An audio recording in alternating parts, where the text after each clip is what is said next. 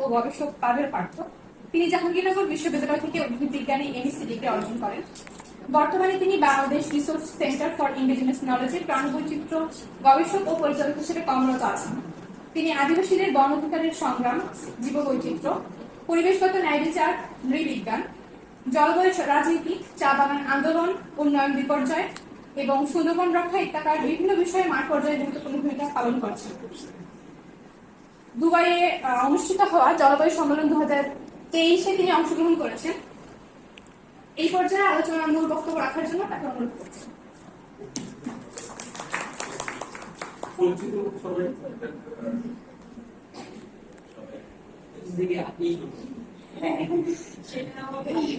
সবাইকে ধন্যবাদ এবং শুভেচ্ছা। আমি প্রথমেই ধন্যবাদ জানাতে চাই বিশ্ববিদ্যালয় বাংলা বিভাগকে, যারা তাদের এই সেমিনার কক্ষ দিয়েছেন, এবং অবশ্যই বিশ্ববিদ্যালয় কর্তৃপক্ষকে এবং হচ্ছে প্রকৃতি বীক্ষণকে, যারা এই অনুষ্ঠানটির আসলে আয়োজন করেছেন। আমি পাভেল পার্থ। আমি মূলত লেখালেখি করি এবং গবেষণা করি। এই যে বিষয়গুলো বলা হয়েছে আসলে ইংরেজি থেকে বাংলা হয়েছে, তো তার জন্য একটু বদলাই গেছে। যাই হোক, এটা কাছাকাছি এইসব বিষয়ে আমি আসলে কাজ করি। আমার জন্ম হয়েছিল আসলে একটা চা বাগানের মানে এলাকায়, শ্রীমঙ্গলে, কিন্তু আমি বড় হয়েছি একদমই বিল্ডিং এর মধ্যে। আমি কখনোই আসলে গ্রামে থাকিনি। মানে আমার বড় হওয়া ছোট সময় থেকে ইন্টারমিডিয়েট পর্যন্ত আমি আসলে কখনোই আসলে গ্রামে থাকি। আমি আসলে আমার কোনো ধারণাই ছিল না গ্রাম কিরকম, এটা আমি একদমই থাকিনি। কিন্তু তার পরবর্তী সময় যখন আমি বিশ্ববিদ্যালয়ে পড়াশোনা করি এবং তারপরে এখনো পর্যন্ত আমি বাংলাদেশের প্রায় অধিকাংশ অঞ্চলে গ্রামে থেকেছি। আমার গবেষণা কাজের জন্যই আসলে থেকেছি, কখনো আন্দোলন সংগ্রামের জন্য আসলে থেকেছি। আমার অভিজ্ঞতা অন্যরকমের। কেউ যদি বলে আসলে মানে কোট আনকোট গবেষক হিসাবে আসলে আমি অনেক আদার, আমি হয়তো অনেক আদার, কিংবা আমি কাউকে হয়তো আদার করেছি, কিন্তু আমি গ্রামে থেকেছি। হয়তো সেটা কৃষক বা জেলে বা তাঁতি, তাদের মতো নয়। আমার থাকাটা তাদের মতো না। মানে আমি কোনো কিছু আসলে ফিল করার চেষ্টা করছি, স্টিল নাও আমি এটা হচ্ছে যে ফিল করার চেষ্টা করি মানুষ কিভাবে থাকে এবং কিভাবে বাঁচে। আর এখন আমরা যেখানে আছি গোপালগঞ্জ, এটি আমারও একটা আগের কাজের এলাকা এবং খুবই গুরুত্বপূর্ণ এলাকা। আমার হচ্ছে যে আপনার 2006 থেকে 2015 পর্যন্ত লেখার একটা বড় অংশ গোপালগঞ্জ অংশে, মানে একটা লম্বা একটা বড় বিষয়। মানে আমার জন্য উদাহরণ ছিল আসলে এই এই এই এলাকার মানুষের তৈরি করা। তো আমি খুবই কৃতজ্ঞ এবং ধন্যবাদ জানাচ্ছি যে আমি এখন, যদিও এই বিশ্ববিদ্যালয়ের বিভিন্ন এলাকার মানুষ এসেছে, বাট আমরা যেহেতু ইকোসিস্টেম নিয়ে কথা বলি, তার মানে এই অঞ্চলটা অনেক জরুরি। এটা শুনবো আর কি সবার কথা। আমি আলোচনা রহমান, আমি আন্তর্জাতিক সম্পর্ক বিভাগে পড়াচ্ছি।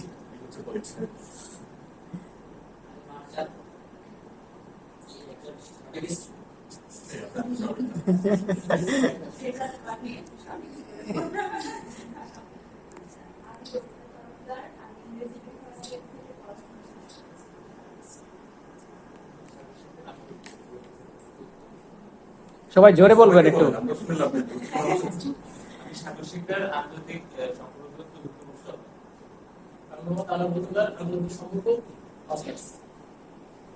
আমি বিবেক বিশ্বাস, জাহির আলম, বাংলা চতুর্থ বর্ষ অধ্যয়ন করছি। আমি মোহাম্মদ আশিক আহমেদ, বাংলা বিভাগ চতুর্থ বর্ষ অধ্যয়ন করছি। আমি তাসমিনা তাসনিম মিম, বাংলা বিভাগ চতুর্থ বর্ষ। আমি রাসেল সর্দার, বাংলা বিভাগ চতুর্থ বর্ষ। নমস্কার, আমি বিজয় সরকার, বাংলা বিভাগ চতুর্থ বর্ষ। আমি ফয়সাল আহমেদ, আন্তর্জাতিক সম্পর্ক বিভাগ ফাইনাল ইয়ার। আমি মোহাম্মদ মোস্তাক আহমেদ, বাংলা বিভাগ চতুর্থ ইয়ার। আমি রানী আক্তার, বাংলা বিভাগ চতুর্থ বর্ষ। আমি সাবিনা আক্তার, বাংলা বিভাগ চতুর্থ বর্ষ। হাসনাইনা, বাংলা বিভাগ চতুর্থ বর্ষ। আমি শাওরিন সরকার সামনে, বাংলা বিভাগ চতুর্থ বর্ষ। আমি তিথি মন্ডল, বাংলা বিভাগ চতুর্থ বর্ষ। আমি অনন্যা, বাংলা বিভাগ চতুর্থ বর্ষ। আমি সানজানা সুলতানা, বাংলা বিভাগ চতুর্থ বর্ষ। আমি শাহাদ সিদ্দিক শিশু, বাংলা বিভাগ। আমি মাহমুদুল হাসান, আমি আন্তর্জাতিক সম্পর্ক বিভাগে পড়ি। আমি বিপুল দেব শর্মা, ইংরেজি বিভাগ মাস্টার শেষ করেছি মাত্র। আমি রুকাইয়া নিশি, ইংরেজি বিভাগ চতুর্থ বর্ষ। আমি নাহরিন জান্নাত, ইংরেজি বিভাগ তৃতীয় বর্ষ। আমি প্রেমিকা দাস, ইংরেজি বিভাগে। আমি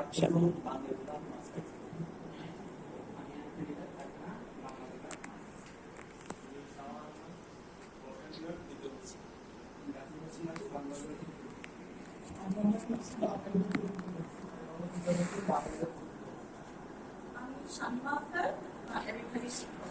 তবে আমাদের কিছু শিক্ষার্থী ঘরে ঢুকেছে, তো ওরা আসলে ব্যাপারটা বুঝতে পারছে না। ওরা এই জন্য আমি একটু বলতে চাই যে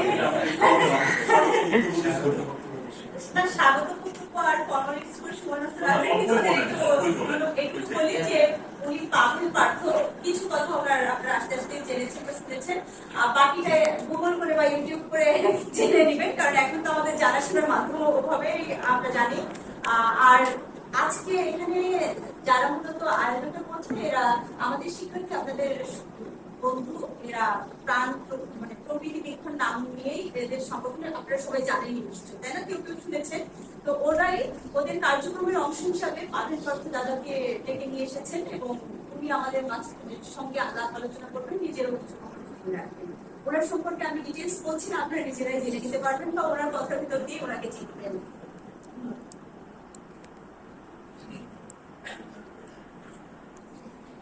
সবাইকে আবারও শুভেচ্ছা এবং জুজু চাকমা ভাষায় হচ্ছে যেহেতু শুনলাম একজন চাকমাদের কাছে আছে। চাকমা ভাষায় গ্রিটিংস, কিন্তু জুজু শব্দের অর্থটা তো আমি আপনাদের ভাষায় যেভাবে ভাবি যে জুজু হয় না, এরকম কিছু কি না। সবাইকে শুভেচ্ছা। আমাদের এই আমরা এখন যে এখানে আসলে অবস্থান করছি, আমি একসময় এখানকার মুকসুদপুরের যে চান্দার বিল এই অঞ্চলে কাজ করতাম এবং মুকসুদপুরের আমি গ্রামগুলোর নামগুলো আসলে লিখেছি। আজকে আবার রাহুতর, বাঁশুড়িয়া, বন্যাহাটি, ওরাকান্দি, এই গ্রামগুলোতে আমি দীর্ঘদিন আসলে আমার কাজের একটা অভিজ্ঞতা আছে। আর এই অঞ্চলটা আমাদের কাছে গুরুত্বপূর্ণ একটা জায়গা থেকে, সেটা হচ্ছে এই অঞ্চলটা একটা ডিপ ওয়াটার রাইস ভ্যারাইটি, আমরা বলি আমাদের ভাষায় আতুর ঘর। মানে আমি যদি একাডেমিক্যালি বলতে চাই তাহলে আসলে আমাকে বলতে হবে সেন্টার অফ অরিজিন। এটা সব ডিপ ওয়াটার রাইসের নয়, কিন্তু দীঘা ধানের, দীঘা বলে এক ধরনের ধান আছে, অনেক ধরনের দীঘা ধান আছে, যেমন লক্ষ্মী দীঘা, হিজল দীঘা, সুর দীঘা, এবং এগুলোর মধ্যে আবার পার্থক্য আছে। যেমন হিজল দীঘা মানে ধানটা অনেকটাই হিজল গাছ পানিতে যেভাবে আসলে থাকতে পারে শক্ত হয়ে, ঠিক এইভাবে থাকতে পারে। আবার ঝুল দীঘা ধানটা যখন আসলে ধানের শীষ আসলে পেকে যায় তখন এটা ঝুলে পড়ে আসলে পানির মধ্যে, মানে যে কারণে এটা ঝুল দীঘা।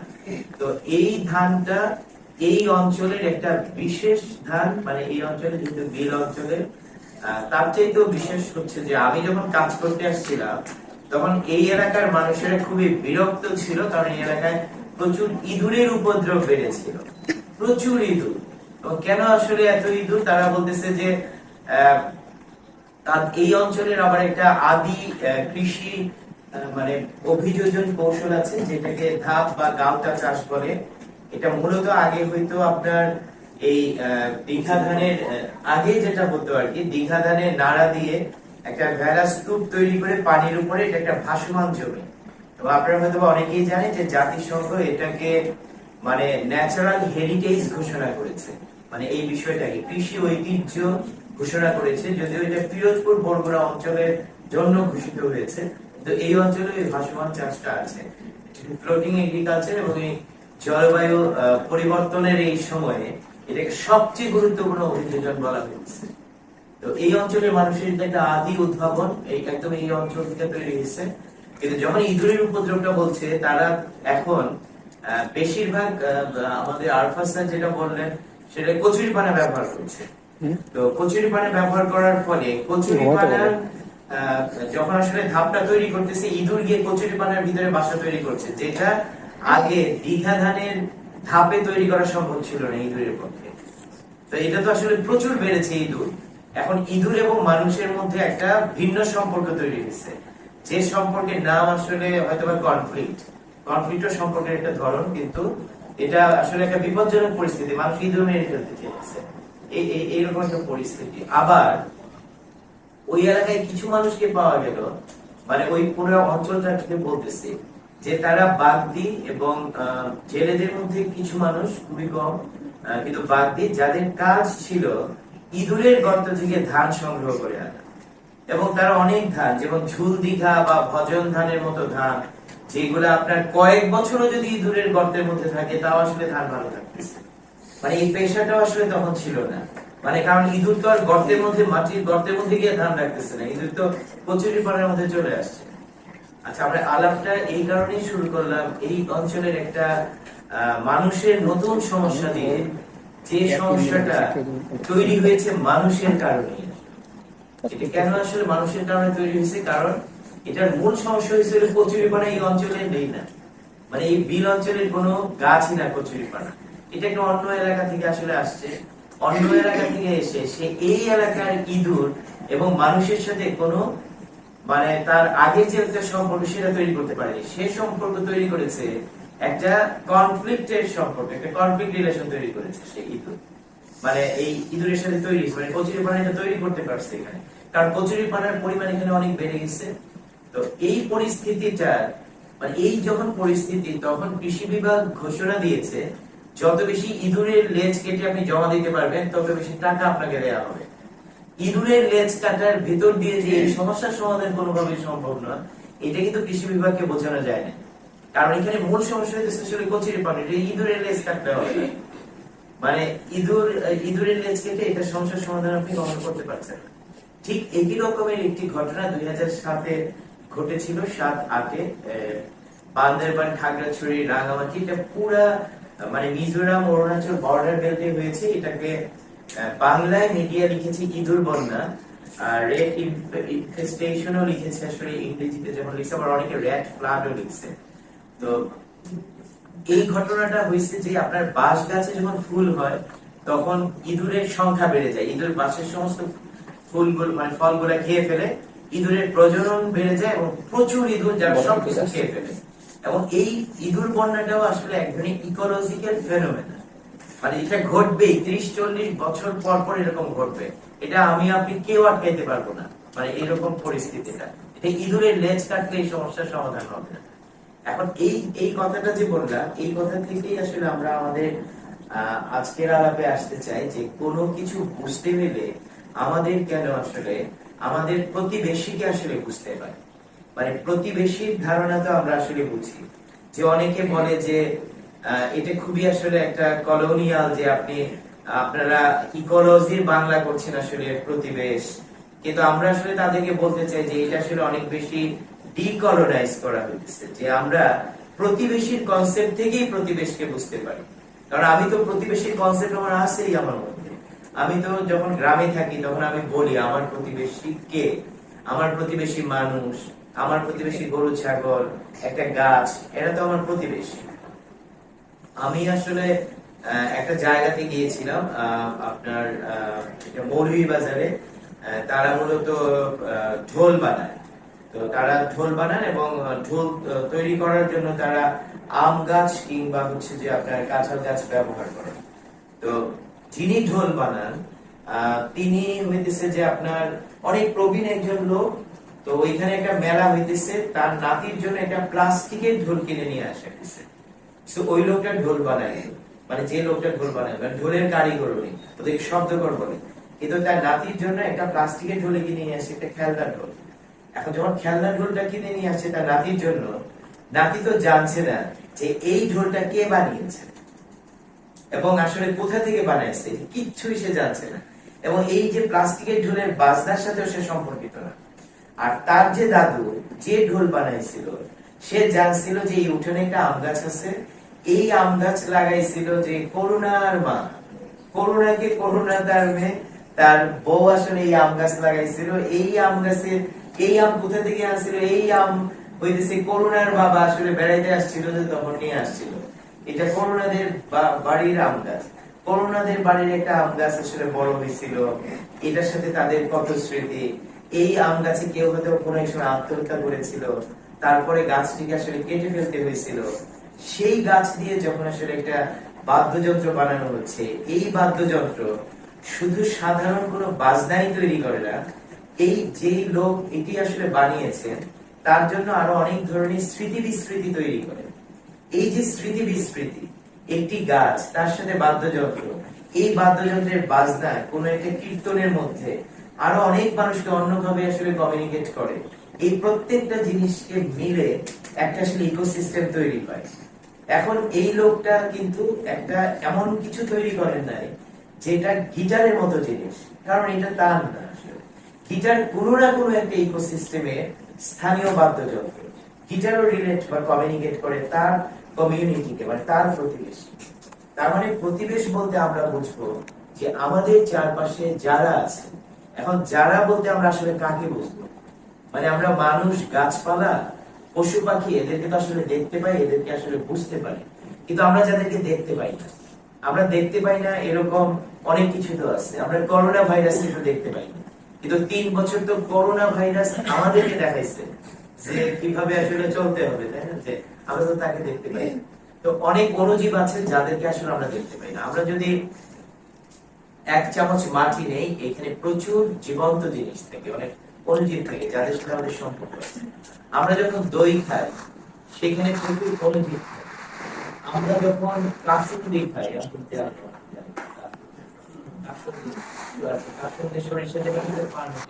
কিংবা আমরা যদি পান্তা ভাত খাই, এটাও ফার্মেন্টেড। তো এই যে ফার্মেন্ট করছে কেউ, সেটা একটা অণুজীব, তাকে তো চোখে দেখা যায় না। এর বাইরেও কি আছে না যে চোখে দেখা যায় না, কিন্তু আমরা এদের মাধ্যমে বড় হয়েছে। যেমন আমরা জানি আমাদের রূপকথার মধ্যে আছে পঙ্খিরাজ ঘোড়া, আমরা কি কেউ কোনোদিনও দেখেছি? আমরা তো দেখিনি। আমরা ব্যঙ্গমা ব্যঙ্গমী কোনোদিনও আসলে দেখিনি, আমরা হাট্টিমা টিমটিম কোনোদিনও দেখিনি। কিন্তু ব্যঙ্গমা ব্যঙ্গমী আর পঙ্খিরাজ ঘোড়া ছাড়া আমি তো আমার জীবনই কল্পনা করতে পারি না, কারণ এটার মাধ্যমে আমি বড় হয়েছি। আমি এই মেটাফোর চিন্তা করতে চাই যে পঙ্খিরাজের মতো কোনো কিছু আসলে আছে। এই মেটাফোর আমাকে আমাদের কোন একটা ধানের মেটাফোর তৈরি করেছে। আমাদের একটা আমন ধান আছে, যে ধানের নাম পঙ্খিরাজ। এই ধানটার 2টা পেরিয়া থাকে, মানে ধানের প্রত্যেকটা ধানেরই থাকে, যেটা ধানের তুষের সাথে আসলে চলে যায়। এই পঙ্খিরাজ ধানের পেরিয়া 2টা অনেক বড় থাকে। যারা এই ধান চাষ করে তারা বিশ্বাস করে এই ধান যদি অনেক পেকে যায় আর এই ধান যদি না কাটা হয়, তাহলে সে পঙ্খিরাজের মতো উড়ে চলে যেতে পারে, কারণ এই ধান বাতাসে ভাসতে পারে, সেটা এমনিতে উঠতে পারে। তার চাইতে গুরুত্বপূর্ণ বিষয়, মানুষ যে একটা মেটাফোর তৈরি করলো, একটা রূপকল্প তৈরি করলো, যে একটা ধান সে পঙ্খিরাজ ঘোড়ার সাথে এই গল্পের সাথে আসলে রিলেট করলো। তাহলে সমাজে আরেকটা ন্যারেটিভ তৈরি হইলো, যে ন্যারেটিভটা আমাকে বড় হইতে উৎসাহিত করছে আসলে, যে এই অঞ্চলে, এই মাটিতে, এই ভূমিতে, এই পানিতে, এইখানকার গাছপালার সাথে আমার কোনো একটা সম্পর্ক আছে। তো এই বিষয়গুলোকে আমরা আসলে বলছি যে মানে প্রাণ বৈচিত্র্য, মানে প্রাণের বৈচিত্র্য। সেটা দেখা যায় কিংবা না দেখা যায়, তার সকল কিছু সমাহার। কিন্তু যেটা বিলং করে না এরকম কোনো কিছু নাই, কারণ বিলং করে না এরকম কোনো কিছু জিনিস আমরা কল্পনাই করতে পারি না। আমরা তো জানি না আসলে মঙ্গল গ্রহে কি আছে, এটা আমরা জানি না। তো মঙ্গল গ্রহে যে কিছু আছে কিনা জানি না, এই কনসেপ্টও আমরা বিলং করি। তো এটা আসলে আমাদের এই প্রাণ বৈচিত্র্যেরই অংশ। এখন আমরা যখন এই প্রাণ প্রকৃতির কথা আসলে বলি, তখন বেশ কিছু হিসাব আমরা ধরি। যেমন আমরা বলি মানে বাংলাদেশের শক্তিটা আসলে কোথায়। আমরা সবসময় বলি বাংলাদেশের মূল শক্তি তার বৈচিত্র্য, তার প্রাকৃতিক বা সাংস্কৃতিক বৈচিত্র্য। বাংলাদেশের প্রাকৃতিক বৈচিত্র্য কিরকম, খুব সংক্ষেপে যদি আমরা বলি, বাংলাদেশে একসময় প্রায় 18,000 জাতের ধান ছিল। এটা ধান বিজ্ঞানী হেক্টর ওনার একটা লেখায় বলেছিলেন। কিন্তু 1982 সনে বাংলাদেশ ধান গবেষণা ইনস্টিটিউট দেশি ধানের জাত নামে একটা বই প্রকাশ করে, যে বইতে 12,000-এরও বেশি বাংলাদেশের আমন, আউশ ও বোরো মৌসুম, 3টা মৌসুমে ধান জাতের শুধু নাম আছে। বাংলাদেশ ধান গবেষণা ইনস্টিটিউট তাদের ওয়েবসাইটে লিখেছিল, যে এটা নিয়ে আমার সাথে অনেক বিতর্ক হয়েছে এবং আমার লেখার অফিসিয়াল প্রতিবাদও তারা জানাইছে। তাদের ওয়েবসাইটে লেখা ছিল বাংলাদেশ ধান গবেষণা ইনস্টিটিউট প্রায় 8,000 জাতের ধান সংরক্ষণ করছে। আমি ক্লেম করেছিলাম ধান মানুষের মতো একটা বিষয়। আমরা কি কোনোদিনও বলি 3.5 জন মানুষ বা প্রায় 9 জন মানুষ? এটা কি হয়, মানে মানুষ থেকে ব্যক্তি সত্তা, ধান একটা ব্যক্তি সত্তা, তাকে তো গোনা যায়। তাহলে এটা প্রায় হয় না, প্রায় 8,000 হয় না, এটা 8,000 হবে, 7,999 হইতে পারে, 8,001 হইতে পারে। তখন তারা আসলে একটা জিনিস তারা আসলে ঢাকতে গিয়েছে, সেটা হচ্ছে আপনারা সবাই জানেন আমরা যে জার্মপ্লাজম সেন্টার বলি, যেখানে ধানের বীজ রাখা হয়, জার্মপ্লাজম সেন্টার গুলাতে ধানগুলা তরল নাইট্রোজেনের মধ্যে রাখা হয়। এইভাবে ধানকে মানে আপনার প্রাকৃতিক বিবর্তনের প্রক্রিয়ায় মেরে ফেলা হয়, এটাকে বলা হয় ইভোলিউশনারি ডেথ। এই ধান লাগাইলে আবার ধান হবে ঠিকই, বাট বিবর্তনে এটা মৃত। বিবর্তনে কেন মৃত? যেমন লক্ষ্মী দিঘার ধানটি উনি লাগিয়েছিলেন মানে এই 2014-তে, তারপরে উনার হয়তো বা বাচ্চা লাগাইছে বা এইখান থেকে নিয়ে আরো কোনো একটা নারী লাগাইছে। তো এই ধান এই যে প্রতি বছর বিলে নতুন পানি পাইছে, বা কখনো খরা মোকাবেলা করেছে, কখনো শীত মোকাবেলা করেছে, কখনো আসলে দেখছে যে এই ফ্যামিলিতে প্রচুর ঝগড়া হয়, মানে এইগুলো ধান আসলে মনে রাখতে পেরেছে। ধানের একটা জেনেটিক কোড আছে, এই কোড ন্যাচারালিও আছে, কালচারালিও আছে। মানুষের জেনেটিক কোডের মতো ধানের জেনেটিক কোডও স্বরলিপি, আমরা যেভাবে গানের স্বরলিপি করি, মানে প্রত্যেকটা প্রাণ, মানে এই শুধু মানুষ নয়, মানে প্রতিটি প্রাণ তাদের জিন স্বরলিপিতে লিখে রেখেছে আগে কি কি ঘটনা সে দেখেছে, কারণ এটা তার দিনলিপি, এটা তার ডায়েরি। এখন যখন এই ধানকে বন্দি করে ফেলা হইলো, সাপোজ আমি বন্দি করে ফেললাম 10 বছর আগে, তখন এই 10 বছর তো সে এইখানে ছিল না, এই বিল পানি কিছুই আসলে দেখেনি, সে পদ্মা সেতু দেখেনি, কোনো কিছুই আসলে সে দেখেনি। যখন তাকে আবার নিয়ে আসা হবে মানে এই জার্মপ্লাজম সেন্টার থেকে এই মাটিতে, তখন সে এখানে নতুন, আবার নতুন, সে তার মিসিং মানে এতগুলা মানে বছর আসলে তার মিসিং, অনেকটাই কমায় থাকার মতো অবস্থা, মানে সে বেঁচে ছিল বা তার কিছুই আসলে মনে নাই। এই রকমের অবস্থায় কোনো একটা প্রাণ প্রজাতি কোনো একটা পরিবেশে খাপ খাওয়াইতে গেলে আসলে প্রচন্ড রকমের সংকটে পড়ে, সে আসলে অনেক বেশি উপচট খায়। তো এই প্রক্রিয়াগুলো মানে এই যে প্রক্রিয়াগুলোর কথা বললাম, এই প্রক্রিয়ার ভেতর দিয়ে মানে দেখা যায় যে আমাদের যে অন্যান্য যে ডাইভার্সিটি আছে সেটা আমরা খুবই গর্বিত যে পৃথিবীর সবচেয়ে বড় মানে ম্যানগ্রোভ বন যেটা সুন্দরবন, এটা বাংলাদেশে আছে। ইকোলজিক্যালি আপনারা আসলে প্রতিবাদ করতে পারতেন, এই কথাটি ইকোলজিক্যাল নয়। আমি যে বললাম পৃথিবীর সবচেয়ে বড় বন আছে বলে আপনি গর্বিত, যদি সবচেয়ে ছোট বন থাকতো তার মানে কি আমি মন খারাপ করতাম? তাও আসলে এটা কম্পেয়ার করার কোনো বিষয় আসলে পৃথিবীতে নাই, মানে এটা কম্পেয়ার করা যায় না। তো কিন্তু কয়েকটি মানে প্রাণী আছে যারা প্রত্যেকটা প্রাণী খুব সিগনিফিকেন্ট, কিন্তু তারপরেও যেমন চামচ চুটু বাটা, ইরাবতী ডলফিন, এদের কথা অনেক বলা হয়, বাংলা শকুন, এরা খুবই বিপন্ন। এদের সবচেয়ে বড় বিচরণ অঞ্চল আসলে বাংলাদেশে। তো এবং নরম খুলের কচ্ছপ, যেটা ব্ল্যাক মানে টার্টল, ব্ল্যাক শেল টার্টল, এটা আমাদের বায়েজিদ বোস্টেমের মাঝারে আছে।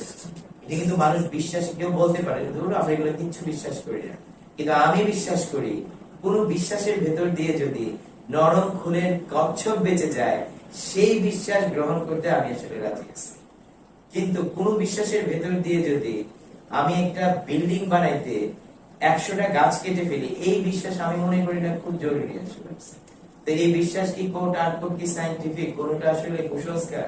যেমন গ্রামের মানুষ বিশ্বাস করে যে এই শেওড়া গাছে ভূত থাকে, এই বিশ্বাসকে আমি খুবই সিগনিফিকেন্ট মনে করি, কারণ শুধু এই বিশ্বাসের কারণে শেওড়া গাছ কেউ কাটবে না, এবং এটা যত কুসংস্কার হোক এটা আমার জন্য গুরুত্বপূর্ণ।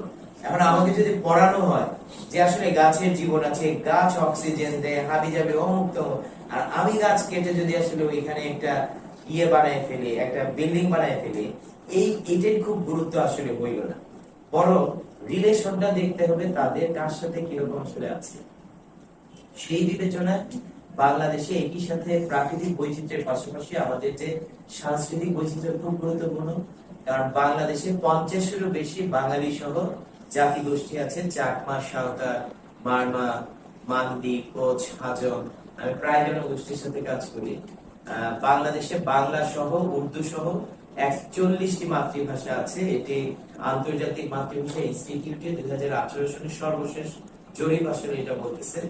সেখানে 14টি মাতৃভাষাকে বিপন্ন বলা হয়েছে। তার মধ্যে আমাদের বান্দরবানের একটা ভাষা আছে র্যাংমির্চো। র্যাংমির্চো ভাষায় মাত্র 6 জন মানুষ কথা বলে। এছাড়া আরো অনেক ভাষা আছে বাংলাদেশে যেটা কথা বলে 100 জনেরও কম মানুষ। যেমন কড়া ভাষায় কথা বলে তাদের জনসংখ্যা আসলে খুবই কম। কড়া ভাষায় কথা বলে জনসংখ্যা মাত্র 98 জন।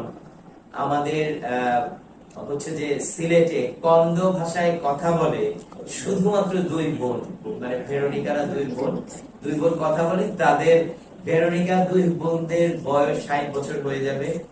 মনে করলাম তারা 150 বছরই বাঁচবে, মনে করে না 150 বছর পরে তো এই ভাষা আসলে কেউ থাকবে না। এখন ভাষাটা আসলে জোর করে টিকায় রাখা যাবে না, ভাষাকে জোর করে আসলে টিকায় রাখা যায়।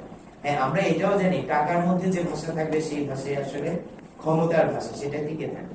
কিন্তু এটা বিবেচনা করা জরুরি, আমাদের চারপাশে যে প্রাণ প্রকৃতি আছে তা যদি বিপন্ন হয় সেটা ভাষাকে আসলে আঘাত করে, ভাষাটাই আসলে বদলায়। মানে আমার যদি ধান না থাকে তাহলে আমার ভাষায় এই ধানের শব্দটা আসলে থাকবে না। আমাদের স্যার যেটা বলবেন যে জুজু বলতে আমার সাথে জুজু পড়ি আসলে, কারণ মানে এটা তো আসলে আমার ভাষায় নাই বলে আসলে আমি অন্য ভাবে। তো এই রকমের প্রাকৃতিক এবং সাংস্কৃতিক বৈচিত্র্য কিন্তু আমাদের আছে। আমি একটা লেখা দিয়েছি, ওই লেখাতে আপনারা ডিটেইল দেখবেন যে যখন আমরা বায়োডাইভার্সিটি বা প্রাণ বৈচিত্র্যের কথা বলি তখন আমরা গাছপালা মানে আমাদের সামনে কি হাজির হয়। আমরা যদি বলি বায়োডাইভার্সিটি, আমরা একাডেমিক্যালিও দেখছি যে উদাহরণ হিসাবে বাঘ সবচেয়ে প্রথম আসে, বাঘের পরে হাতি, কুমির, ব্যাঙ, শামুক, ঝিনুক বা ঝিঝি পোকা, পিঁপড়া, এগুলো অনেক পরে আসবে, এগুলো হয়তো মাথায় থাকবে না।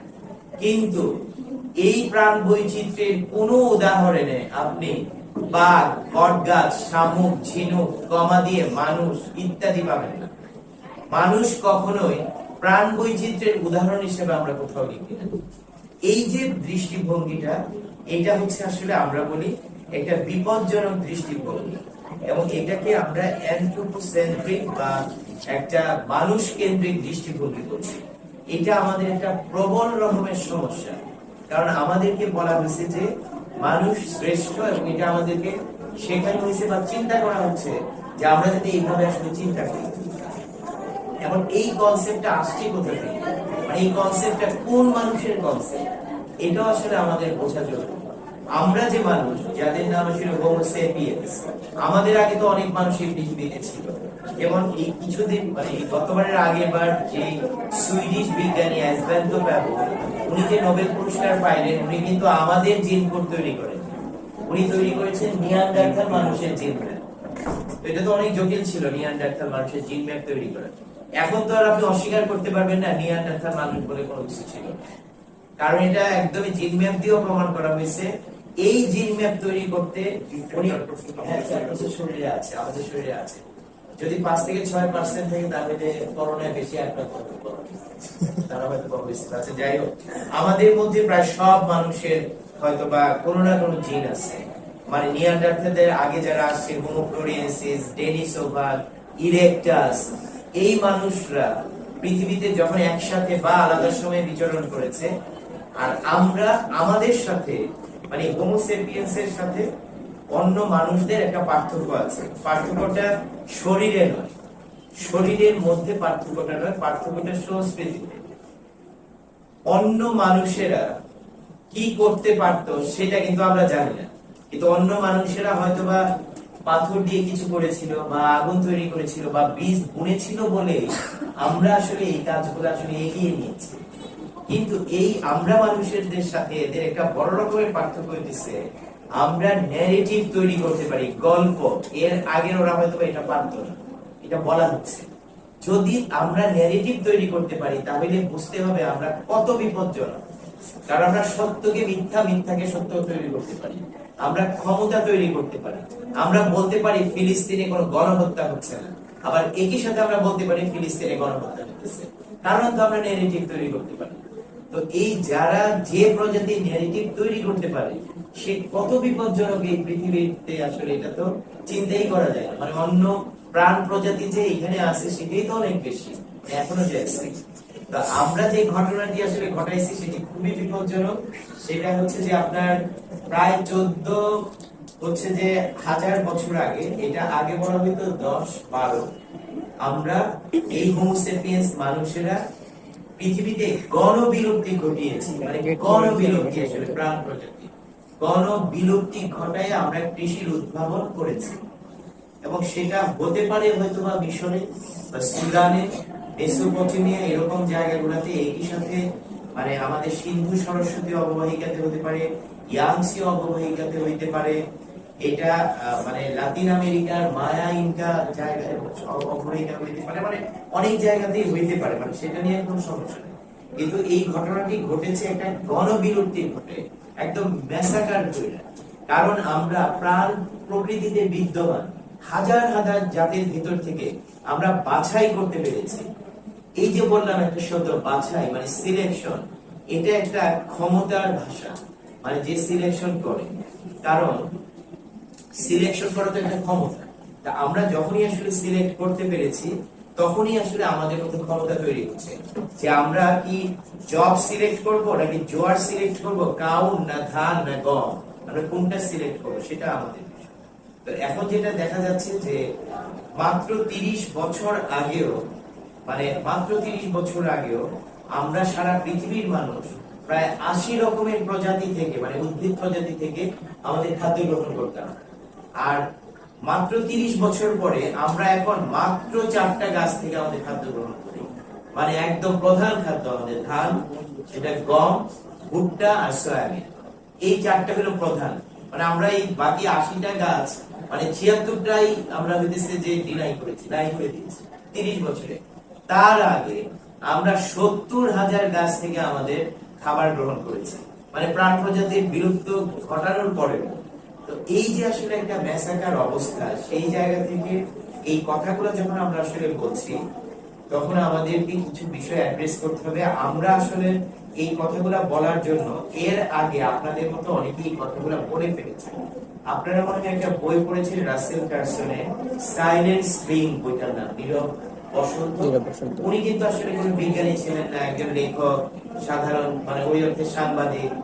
উনি প্রথম আসলে বলেছেন যে আমরা যে কৃষিতে বিষ ব্যবহার করছি, এই বিষ তো আমাদের মৌমাছি বা পোকামাকড়, ব্যাঙ এইগুলাকে মেরে ফেলতেছে।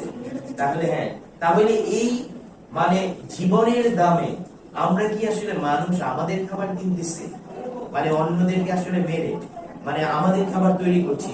তখন আসলে পৃথিবীতে একটা নাড়াচাড়া মানে তৈরি হয়েছে। এবং আপনারা এটা সবাই জানে যে যখন আমরা এই কথাগুলো বলি, এই কথাগুলো মানে গ্রামেও যখন আমাদের কথা হচ্ছিল, গ্রামে গিয়েও কিন্তু আমরা খোদ কোনো কৃষককে এখন বলতে পারি না যে আপনি দেশি ধান আবাদ করেন, দীঘা ধান আবাদ করেন, আপনি কোনো রাসায়নিক ব্যবহার করবেন না, আপনি কোনো যন্ত্রচালিত সেচ দিবেন না, মাটির নিচে থেকে পানি তুলবেন না, এটি আমরা বলতে পারি না। এটির প্রধান কারণ হচ্ছে এটি এই কারণে এইভাবে আমরা বলতে পারি না, কারণ এই অবস্থাটি গ্রামের কৃষক তৈরি করে না। মানে এই সার হচ্ছে সে আবিষ্কার করে না, এই সার তার উপর চাপায় দেওয়া হয়েছে, এই হাইব্রিড বীজ বা উচ্চ ফলনশীল বীজ তার উপর চাপিয়ে দেওয়া হয়েছে, এই পুরা কৃষি রাজনীতি তার উপর চাপিয়ে দেওয়া হয়েছে। সে পুতুল মাত্র, তার অন্য কোনো কিছু করার নাই বলে সে কৃষি কাজ করে। তার যদি অন্য কোনো কিছু করার অপশন থাকতো তাহলে বাংলাদেশের কৃষকেরা কৃষিকাজ অন্তত পক্ষে করতো না। এইটা শুধুমাত্র তার ভালো লাগে বলে, এখানে তার জ্ঞান আছে বলে, মানে এই জিনিসটাকে উনি যে আহ্বান করেন তাই নয়, মানে শুধু এই কারণে নয়। আর একটা বিষয় যেটাকে আমরা মহান করি যে না কৃষক দেখো কত মহান, আমাদেরকে খাওয়ায়, ফিট করায়, অমুক, এগুলো আসলে আমরা বলি, এগুলো আমাদের কথা, কিন্তু এটা কৃষক সমাজের ভাষ্য না। তো ওনার যেহেতু কোনো অপশন নেই, তো সেই প্রেক্ষিতে এই যে গল্প, এই গল্পটি কিন্তু খাবারের যে গল্পটা, এটা কিন্তু তৈরি করা হয়েছে 60-এর দশকে সবুজ বিপ্লব, এটা গ্রিন রেভলিউশনের নামে একটি প্রকল্প।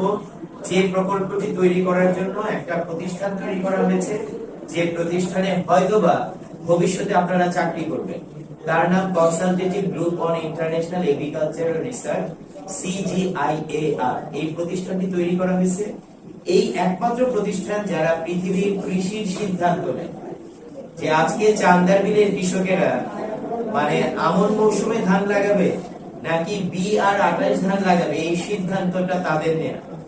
এখন আমি যেহেতু অনেকের নাম জানি না, কারো কারো নাম জানি, তার জন্য বলতেছি। এখন বিবেক বলতে পারে যে তাদের বাড়িতে তো কেউ আসে না CGIF থেকে বা ওয়ার্ল্ড ব্যাংক থেকে তো কোনো অফিসারকে সে কোনোদিনও দেখেনি, তাহলে কেন আমি এটা বলতেছি? আসলে তারা কি কোনোদিনও আসে? তারা কোনোদিনও আসে না। তারা তো নিয়ন্ত্রণ করে। তারা কি নিয়ন্ত্রণ করে? তারা বাজার নিয়ন্ত্রণ করে এবং জ্ঞান নিয়ন্ত্রণ করে। বাজার এবং জ্ঞান যখন তারা নিয়ন্ত্রণ করে, তখন বুঝতে হবে বাজারে যে জিনিসের দাম আছে কৃষক তাই চাষ করে। যদি আজকে বাজারে ডালিমের দাম বেশি থাকে, এইখানে মানুষ সমানে ডালিম বাগান তৈরি করবে।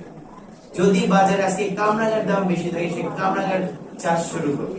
বাজারে যার দাম বেশি আছে, এবং এটা তো মেসাইটা বাংলাদেশেও হচ্ছে তো এরকম। তো এই সবুজ বিপ্লব প্রকল্পের মাধ্যমে যখন আমাদের গ্রামের মধ্যে এই প্রকল্প চাপিয়ে দেওয়া হইলো, এটা আমাদের জনস্বাস্থ্য, আমাদের প্রাণ প্রকৃতি সবকিছুকে বিনষ্ট করেছে। একই সাথে আমাদের জ্ঞান, আমাদের যে লোকায়ত জ্ঞান, আমাদের যে মনস্তত্ত্ব, সেটির উপরে কিন্তু একটা আঘাত তৈরি করেছে। মানে একই সাথে আসলে ঘটনাটা ঘটেছে।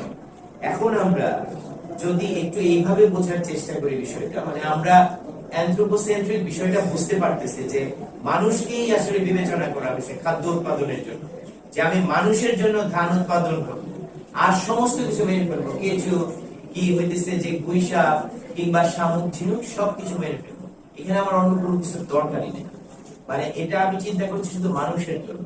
তো এই রকমের প্রবল চিন্তা যখন আমরা কোন একটা কনসেপ্ট দিয়ে বোঝার চেষ্টা করি, তখন এই কনসেপ্ট গুলো আপনি বুঝবেন যে আমরা বলি যে নদী মরে যাচ্ছে, কিংবা আমরা বলি গাছটিকে হত্যা করা হয়েছে বা গাছটিকে কেটে ফেলা হয়েছে। তাহলে এই চিন্তাটা কি ধরনের চিন্তা? যে চিন্তাতে একজন মানুষ মনে করতেছে গাছ কেটে ফেলা যায়, নদীকে খুন করে ফেলা যায়, তার মানে নদীর জীবন আছে, এই কারণে এদিকে খুন করে ফেলা যায়। তার মানে মানুষ, মানে সাধারণ মানুষও, জগদীশ চন্দ্র বসু ছাড়া এমনিতেও মানুষ মনে করতে পারে যে প্রাণ প্রজাতির প্রাণ আছে, গাছেরও প্রাণ আছে, মাছেরও প্রাণ আছে, বা পাখির প্রাণ আছে। এটা মানুষ মনে করে। মানুষ মনে করে নদী জীবন্ত, কিংবা মানুষ মনে করে মাটি জীবন্ত, এটাকে মনে করে। এটা বোঝার জন্য এখন যারা আসলে এটা মনে করে, তারাই কিন্তু আবার একই সাথে আমাদের এই প্রাণ প্রকৃতি হত্যা করার জন্য আসলে দায়ী। মানে প্রবল ভাবে তারাই দায়ী, তারাই ন্যারেটিভ তৈরি করছে। যারা এই ন্যারেটিভ তৈরি করছে, তারা আজকে কান্নাকাটি করতেছে তীব্র তাপদাহের সময় আপনি বারান্দায় পাখির জন্য কিছু আসলে পানির পাত্র ঝুলিয়ে রাখতে পারেন না। আরে যাবতীয় পানির আধার তারাই তো আসলে লুট করেছে। লুট করে এখন পাখির জন্য মানে আমাদেরকে আসলে দরদি হইতে বলতেছে যে আমি কি বারান্দার মধ্যে এটা ঝুলায় রাখতে পারি না। তো এই যে চিন্তা, এটাও কিন্তু একটা কনসেপ্ট, এটা একটা স্কুল অফ থট। এটাকে আমরা বলি অ্যানিমেল রাইটস। আপনারা অনেকেই থাকতে পারেন বাংলাদেশের জয়া আহসান, আপনারা যেহেতু চিনেন, অভিনয় শিল্পী জয়া আহসান একজন প্রাণী অধিকার কর্মী, মানে খুবই পরিচিত প্রাণী অধিকার কর্মী।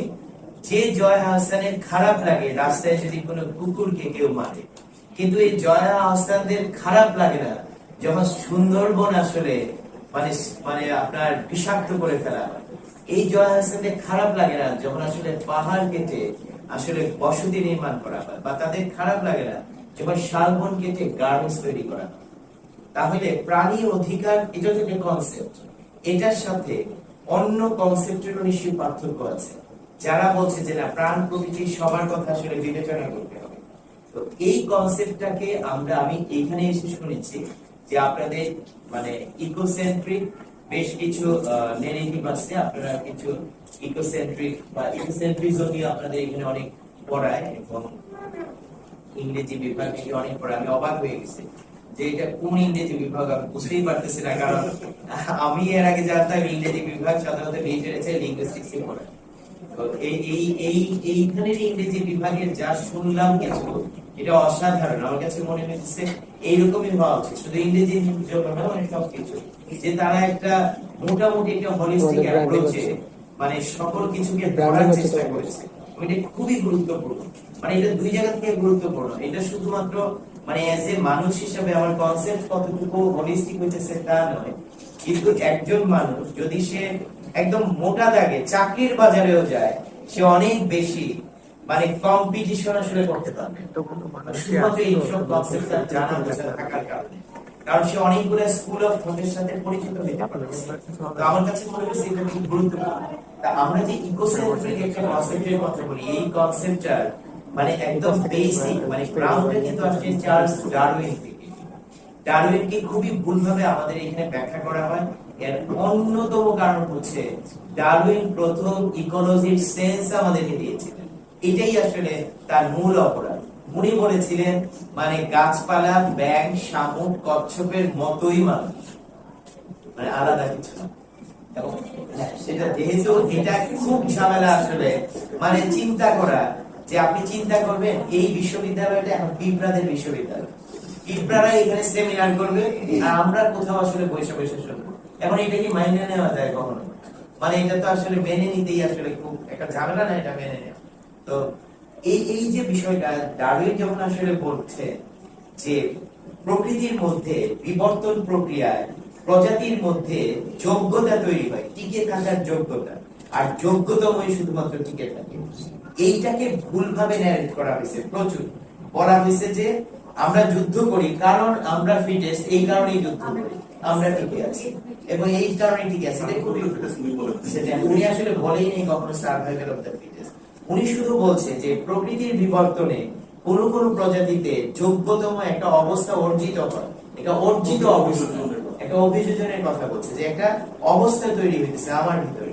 যেমন আম গাছ একভাবে অভিযোজিত, এই যে হিজল গাছ একভাবে অভিযোজিত পানিতে থাকে, আবার শাল গাছ তো পানিতে থাকলে মরে যাবে, তাহলে দুইজন দুইভাবে অভিযোজিত হয়েছে। এই যে অভিযোজনের অভিজ্ঞতা অর্জন হইল একটা প্রজাতির মধ্যে, এইটা আমাকে টিকে রাখতে সাহায্য করে প্রকৃতির মধ্যে। আর অন্য যাদের মধ্যে এই মানে অর্জন হবে না তারা তো মরে যাবে, এখানে কান্নাকাটি করে কোনো লাভ নাই। মানে এই প্রকৃতির বিবর্তনে এখানে কোনো কান্নাকাটি হয় না। যদি আমি টিকতে পারি আমি টিকতে পারবো, আমি যদি না টিকতে পারি টিকতে পারবো না।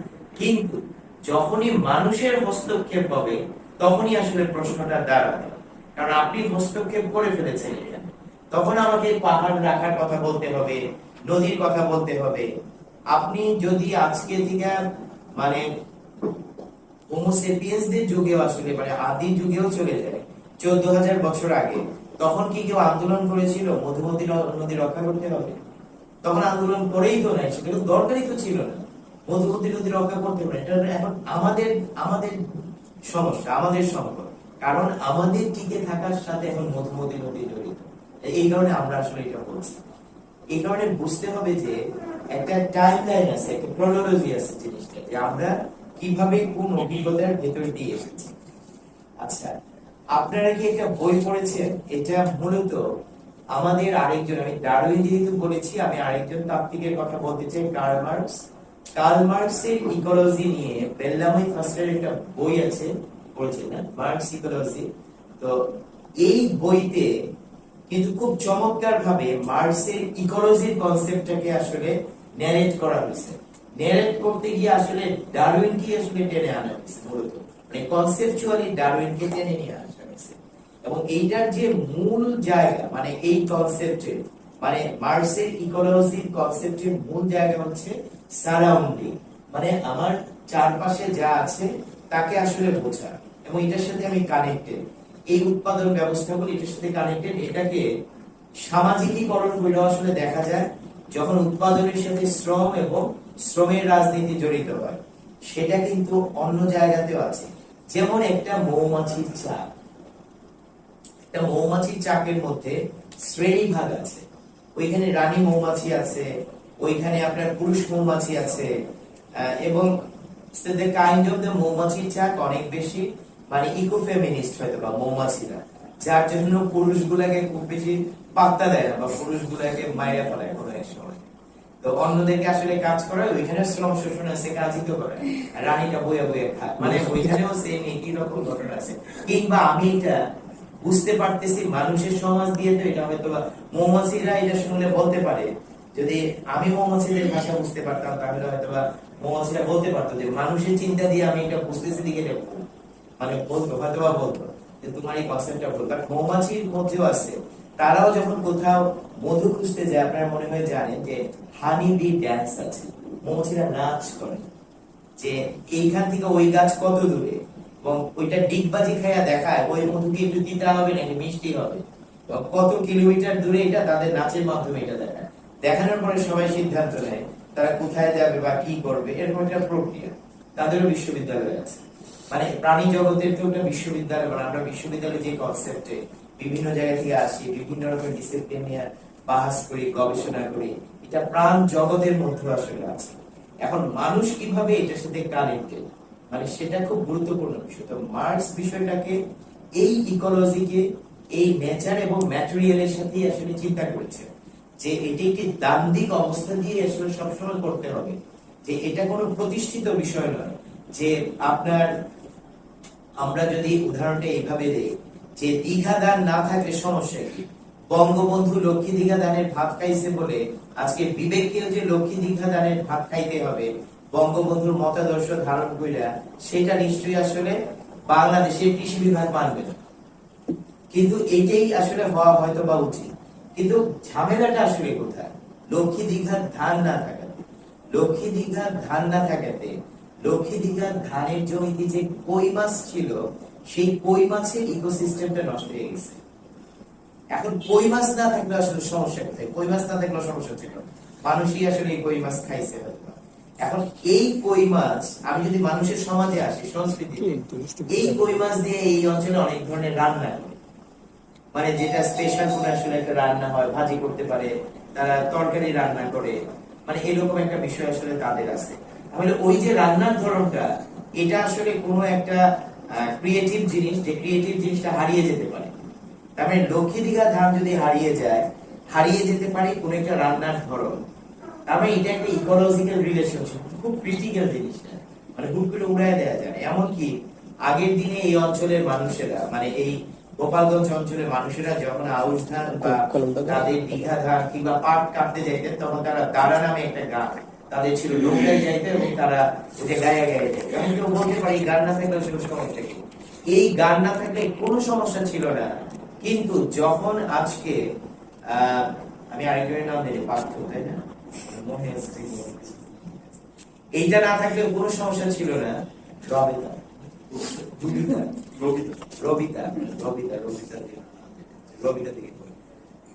এইটা না থাকলে কোনো সমস্যা ছিল না। যেদিন পার্থ আর রবিতাকে তাদের বাপ দাদা 14 গোষ্ঠীর গাওয়া গান শোনার জন্য কোক স্টুডিওকে যদি টাকা না দিতে হতো, তাইলে কোনো সমস্যাই ছিল না। এই গান হারিয়ে গেলে এইবার সমস্যা, প্রাকৃতিক ভাবে যদি হারিয়ে যায়, এইভাবে তো হারিয়ে যায় সবকিছু। কিন্তু আজকে পার্থকে টাকা দিতে হইতেছে তার দাদুর দিনের গাওয়া গান শোনার জন্য কোক স্টুডিওকে, এমন একটা কোম্পানিকে যে পৃথিবীতে প্লাস্টিক দূষণের জন্য দায়ী, এবং বারবার প্রমাণিত হচ্ছে সে প্লাস্টিক দূষণের জন্য দায়ী, এবং যে পৃথিবীর প্রত্যেকটি দেশে আন্ডারগ্রাউন্ড ওয়াটার কোন ধরনের টাকা পে না কইরা হইতেছে বিক্রি করে। মানে প্রত্যেকটা দেশে, শুধু বাংলাদেশ নয়, ইন্ডিয়ার যেসব দেশে আসলে করে, প্রতিটা দেশে বিক্রি করে। কি বিক্রি করে? তো মাটির নিচের পানি বেশি দিয়ে তুলে ওইটার মধ্যে রং ব্যবহার করে, আর হচ্ছে কিছু একটা ব্যবহার করে করে ওই পানিটা, আমার পানি আমার কাছে বিক্রি করে। অথচ আবার আমি পানি কিনে খাই, আবার আমাকে পানিও কিনে খেতে হয়। তো এই যে আসলে পরিস্থিতি, এই পরিস্থিতির কারণেই কিন্তু আমাদেরকে এইসব কথা বলতে হইতেছে। তা না হলে তো এইসব কথা বলার কোনো মানেই নেই, কারণ মানুষ বলবে এটা বলার কি আছে, এটা আমরা জানি। মানে এই রকমের বিষয়গুলো আমরা আসলে জানি। আপনাদেরকে আমি আরেকটা জিনিস, আচ্ছা আমি কতটুকু সময় পাবো? আরেকটা আপনাদের কি খুব বিরক্ত লাগছে? আরেকটা জিনিস হইতেছে, আপনারা লিওপোল্ডের নাম শুনেছেন কিনা জানি না। উনি সাউথ কাউন্টি আলমানাক আর ল্যান্ড ইথিক্স, উনি প্রথম আসলে বলেছেন যে আমার ভূমি মানে ন্যায্যতা, মানে আমার যেটা ভূমি নৈতিকতা, যে আমরা সবাই ভূমির সাথে কানেক্টেড। ভূমি মিন্স শুধু মাটি নয়, বেদেরা তো মাটিতে থাকে না, বেদেরা তো পানিতেই থাকে, পানি কিন্তু তাদের ভূমি। জলাভূমিও ভূমি, বন, ভূমি বলতে অনেক কিছু আসলে বোঝায়। বাট এই যে ভূমির সাথে আমরা কানেক্টেড, যদি ভূমির সাথে আমি কানেক্টেড হই, তাহলে আমাকে সবকিছু ভূমি দিয়ে বিবেচনা করতে হবে। মানদিবা গারোদের, যারা মানদিবা গারোদের মধ্যে যারা সাংসারিক, তাদের আদি ধর্মকে বিশ্বাস করে, তাদের একটা কথা আছে যে আমরা ভূমি থেকে আসি, আবার ভূমিতে ফিরে যাই। তো এই যে বলতেছে যে এইখানে আসলে আবার কথাটা একটা অন্যরকম দোতনা তৈরি করেছে, যে মানে ভূমি থেকে আসলে আবার ভূমিতে ফিরে যায়। তার মানে এটা জীবনের একটা অবিনশ্বরতা বোঝাচ্ছে, এটা প্রাণের অবিনশ্বরতা। এবং এই প্রাণের অবিনশ্বরতাটা আমরা কিন্তু আমাদের এইখানে শক্তির যে চক্র, শক্তির চক্র দিয়ে আসলে বুঝতে পারি। কারণ আমাদের ছোট সময় যখন আসলে পড়ানো হতো যে বাস্তুতন্ত্র বা ইকোসিস্টেম বুঝে একটা পুকুর বুঝাই দেওয়া হতো, একটা পুকুরে ছোট মাছ থাকে, শ্যাওলা থাকে, বড় মাছ খায়, সাপ খায়, তারপর অমুক খায়, কিন্তু এখানে কোনো মানুষ নেই। মানে মানুষ সহি সালামতি এতই ভালো যে সে কোনো কিছু মারেও না, কাটেও না, খায় না, সে নিজের খাবার নিজেই বানায় বা নিজে নিজে বাঁচে। মানে কোনো গল্পের মধ্যে আসলে আমাদের মানুষ নেই। তো এই গল্প মানে এই গল্পের মধ্যে মানুষ যেটার সাথে কানেক্টেড উইথ দিস, যে আপনার আমরা যদি বিষয়টাকে এইভাবে বলি যে মনে করেন আপনাদের এলাকায় গরু আছে, গরু ঘাস খায়, ঘাস কিসের মাটি দিয়ে হয়, গরুর গায়ের মধ্যে আপনার উকুন হয়, সেই উকুন খায় হাড়ি চাচা বা কি পাখি বলেন আপনারা, ফেসকা পাখি। তাহলে ফেসকা পাখির সাথে গরুর একটা সম্পর্ক আছে, কারণ সে গরুর গায়ের উকুন খায়। আবার উকুনের সাথে গরুর একটা সম্পর্ক আছে, কারণ সে গরু তাকে তার গায়ের মধ্যে থাকতে দিচ্ছে, তো গরুর গায়ে থেকে রক্তই খায়। আবার ওই পাখি গরুর গায়ে বসে আসলে উকুন খায়, পাখির সাথে আরেকটা সম্পর্ক তৈরি হয়েছে। আবার মানুষ গরুর দুধ খেতে পারে বা গরুর মাংস খায়, গোবর দিয়ে কত কিছু করে, মানুষের সাথে গরুর একটা সামাজিক সম্পর্ক আছে। আবার এই গরুর সাথে সবার তো একরকম সম্পর্ক নাই, রাখালের সাথে একরকম সম্পর্ক, বাড়ির গৃহস্থের সাথে একরকম সম্পর্ক, বাজারের সাথে একরকম সম্পর্ক। এবং অতি খারাপ লোক যারা, বাংলাদেশে একটি আইন আছে না, আইনটির নাম হচ্ছে প্রাণী কল্যাণ আইন, যে আইনে বলা হয়েছে আপনি কোন গরুর ঠ্যাং বাইন্ধা জড়াজড়ি কইরা তাকে পরিবহন করাইতে পারিবেন না, আইনে আছে। যারা সেই আইন লঙ্ঘন কইরা এই গরুগুলাকে আসলে পরিবহন করায়, এটা গরুর সাথে তাদেরও আরেকটা সম্পর্ক। এখন কি ঘটনা আসলে ঘটে আমাদের মধ্যে, যে এত সম্পর্ক, আমাদের মধ্যে কিছুই আসলে ঘটে না। আমাদের মধ্যে শুধু শক্তি একটা চক্র আসলে খেলা করে। সেই চক্রটা শুরু হয়েছে আসলে সূর্য থেকে, সূর্যের আলো থেকেই ঘাসের মধ্যে আসলে শক্তি তৈরি হয়, খাবার যেটি গরু খায়, গরু থেকে পোকাতে আসে, পোকা থেকে পাখিতে যায়, মানুষে আসে, আবার মানুষ, পোকা, পাখি, গরু সবাই মারা গেলে ডিকম্পোস্ট হয়ে মাটিতে মিশে আবার গাছে আসে। আমরা কিছুই করি না, কারণ শক্তি অবিনশ্বর। আমরা সূর্য থেকে আসি, আবার সূর্যে আসলে ফেরত যাই। ওই যে কথাটা বলেছে আমরা ভূমি থেকে আসি, আবার ভূমিতে আসলে ফিরে যাই। এখন ঝামেলা হচ্ছে এইখানে আমার যে কাজের জায়গা, অথবা আপনাদেরও এটা হইতে পারে, বা আমাদের স্যারদেরও আসলে কাজের জায়গা, এই গল্পের মধ্যে দুধ দিয়ে, এই গল্পের মধ্যে গরুর দুধ দিয়ে মানুষ যখন কিছু জিনিস বানায়, মনে করেন না মানুষ মিষ্টি বানায়, অনেক কিছু বানায়, দই বানায়, মনে করেন মানুষ সন্দেশ বানায়, দুধের সন্দেশ। সন্দেশ বানাইতে গেলে কি লাগে? মাটির ছাঁচ লাগে। দেখেছেন মাটির ছাঁচ? মাটির ছাঁচ লাগে, ওইখানে ফুল, পাখি থাকে, শুভ বিবাহ লেখা থাকে, স্বাগতম লেখা থাকতে পারে, পাখির মোটিভ থাকে, মাছের মোটিভ থাকে। এটা মাটি দিয়ে বানায়, বা কুমারদের সাথে তাদের একটা সম্পর্ক তৈরি হয়। যারা গরু পালে তাদের সাথে আরেকটা পেশাজীবী সমাজের সম্পর্ক তৈরি হয়। বা কেউ একটি মাটির ছাঁচ বানায়, সন্দেশ বানাইতে গিয়া দুধকে ক্ষীর তৈরি করে এটা বানায়। আমার কাজের জায়গা হচ্ছে আসলে ছাঁচটা, কারণ আমি এই গল্পের একটা ক্রিয়েটিভ জায়গাকে আসলে বলতে চাই, যেটা মোটামুটি যার একটা মানে আপনার ম্যাটেরিয়াল প্রমাণ আছে।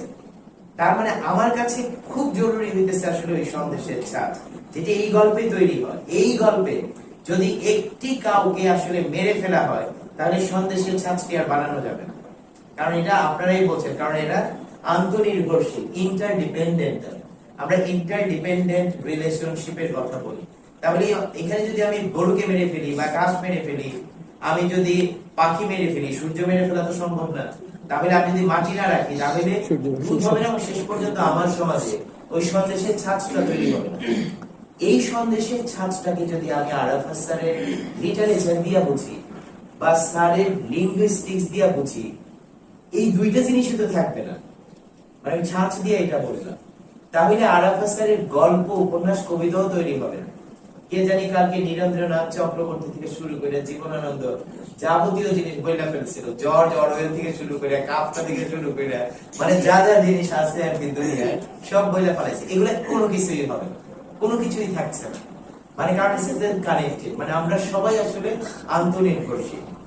সেই জায়গা থেকে যখন একটা বিষয় আসে নৈতিকতা বা মূল্যবোধ, তাহলে নৈতিকতা বা মূল্যবোধের প্রশ্ন আসে। যখন নৈতিকতা বা মূল্যবোধের প্রশ্ন আসছে, তখন যারা ইকোলজি বা এনভায়রনমেন্টাল সায়েন্স নিয়েও কাজ করছেন এবং একই সাথে ফিলোসফিতে যারা কাজ করছেন, তারা এনভায়রনমেন্টাল ফিলোসফি কিংবা এনভায়রনমেন্টাল এথিক্স নামে একটা বিষয়ের কথা বলেন, যেটা পরবর্তীতে প্রত্যেকটা ডিসকোর্সে আসলে আসছে, এটা আসলে যুক্ত হয়েছে। সেই রকম জায়গাতে খুব রিসেন্ট যেটা হয়েছে সেটা আপনারা পড়তে পারেন, সেটা হচ্ছে যে আপনার সিভিলাইজেশন এন্ড ক্লাইমেট বা প্রিন্সিপালস অফ হিউম্যান জিওগ্রাফি। এটা হান্টিংটনের বই। তিনি প্রথম আমাদের যে ক্লাইমেট, মানে আমরা যে এখন ক্লাইমেট চেঞ্জের কথা বলছি, এই ক্লাইমেট চেঞ্জের কারণে কিভাবে ক্লাইমেট চেঞ্জের জন্য আমরা দায়ী এবং আমরাই আমাদের জন্য আসলে দায়ী, এই ঘটনাটা আসলে বলছে যে আমরাই আমাদের জন্য দায়ী। হয়তোবা আমরা যে আমাদের জন্য দায়ী, আমাদের কোট আনকোট মানে বিবেককে বা কি বলবো প্রশ্ন করার জন্য একটা সাইকোলজিক্যাল গেম, যে আমরা যাতে চেহারা দেখতে পাই। হয়তোবা এই কারণে আপনাদের বিশ্ববিদ্যালয় প্রশাসন সব জায়গাতে আয়না লাগিয়েছে, যে আমরা যাতে আমাদেরকে সব সময় আসলে দেখতে পাই, মানে আসলে আমাদেরকে আসলে দেখা যায় না। তো আসলে শুধুমাত্র এরকম ম্যাটেরিয়াল আয়না নয়, মানে আমাদের জন্য আসলে খুব জরুরি যে আমাদের প্র্যাকটিসের ভিতর দিয়ে আসলে এই আয়নাকে অনেক বেশি মজবুত রাখা। তো সেই রকম জায়গা থেকে আপনার যখন আপনার প্র্যাকটিক্যাল এথিক্স আরেকটা বই, এটাও সিঙ্গারের, টিচার সিঙ্গার। অনেকেই বন্দনা শিবাদের কথা আসলে বলবে এই আপনার, যদি আমরা ইকোফেমিনিজমের কথা বলি, বাট পিটার সিঙ্গাররা প্রথম আসলে এই জিনিসটাকে বলেছেন যে প্রকৃতির উপরে যে নিয়ন্ত্রণ, প্রকৃতির উপরে যে খবরদারি, এটা যেভাবে প্রকৃতির বহুমাত্রিকতাকে বিপন্ন করে, ঠিক একইভাবে সমাজে বিদ্যমান জেন্ডার বৈষম্য, প্রবল জেন্ডার যদি পুরুষ হয়, তাহলে নারীর উপরে যে আসলে বৈষম্য, একই রকমের অবস্থা প্রকৃতির মধ্যে হয়। যে ঘটনাটা পরবর্তীতে ইকো ফেমিনিজম নামে আসলে এই দৃষ্টিভঙ্গিটা একটা স্কুল অফ থট হিসেবে আসছে। অনেকেই এখানে কাজ করেছেন এবং আপনারা জানেন যে এই একটা ঘটনা চিপকো আন্দোলন। চিপকো আন্দোলন হচ্ছে যে আপনার অনেক আগে এটা তৈরি হয়েছে ইন্ডিয়াতে, যে আপনার রাজা নির্দেশ দিয়েছিল সমস্ত গাছ কেটে ফেলতে হবে। সেটা হচ্ছে যে আপনার খরজুর গাছ, এটা ওদের একটা স্যাক্রেড গাছ। যেমন বাঙালি মুসলিমদের কাছে আপনার বড়ই গাছ একটা স্যাক্রেড গাছ, কিন্তু বড়ই গাছ খুবই স্যাক্রেড গাছ। তো আপনার ডুমুর গাছ স্যাক্রেড গাছ বাঙালি মুসলিমদের কাছে। বাঙালি মুসলিম এই ক্ষেত্রে এই কারণেই বললাম, কারণ বাঙালি হিন্দুদের বললে আপনি লস অফ ট্রি নাম বলে দিতে পারেন, যে মানে এই অন্য কিছু। চাকমাদের বললে আমরা অনেক গাছ, যেমন অশ্বত্থ বা বট গাছ স্যাক্রেড গাছ চাকমাদের। তো এই যে মানে একটা স্যাক্রেড অবস্থা, মানে স্যাক্রেড কোনো কিছু আছে, মানে এটাকে চিন্তা করা, কোনো মাছ গাছ অনেক কিছু আছে কিন্তু স্যাক্রেড, মানে শুধুমাত্র একটা নয়। যেমন জ্বালানি কবুতর, এটি স্যাক্রেড বার্ড, মানে এই বৈষ্ণবীর কচ্ছপ এটা স্যাক্রেড কিন্তু পবিত্র। হ্যাঁ, এরকম অনেক কিছু আছে যেটা স্যাক্রেড।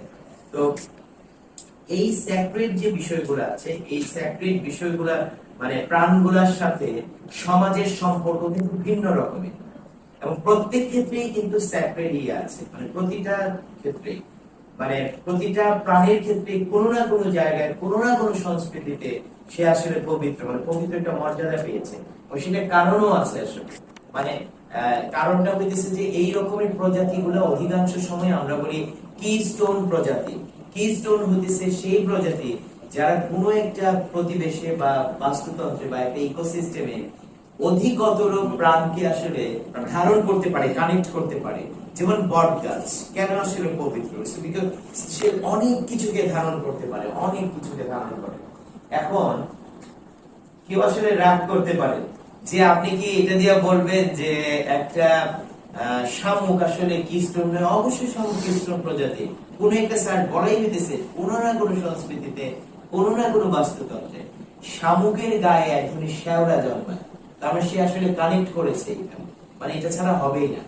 যেমন আমি কালকে রাস্তায় আসতে আসতে দেখলাম, এর আগে প্রচুর দেখেছি, এই অঞ্চলে বাংলাদেশের প্রত্যেকটা জায়গাতে আছে, বিল অঞ্চলে মৎস্যজীবীরা, তারা একটা যারা মৎস্যজীবী একদম জেলে সম্প্রদায় যারা, তারা কাটা দেয় কোনো একটা জায়গাতে, ডালপালা দিয়ে তারা ওই জায়গাটাকে রক্ষা করে। তারা পৌষ সংক্রান্তিতে গঙ্গা পূজা করে এই কাঁটাটাকে আসলে ভাঙে, তারপরে তারা মাছ ধরে।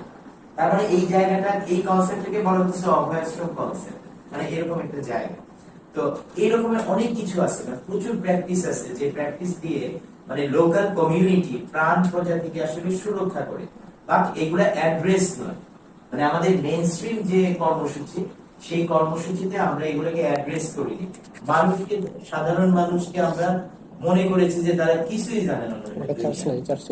কিন্তু এই যে কথাটা বললাম, তারা কাঁটা দেয়, এবং কাঁটা দিতে গেলে তারা যেসব গাছ ব্যবহার করে, হিজল গাছের ডাল, কি ঘটনা ঘটে?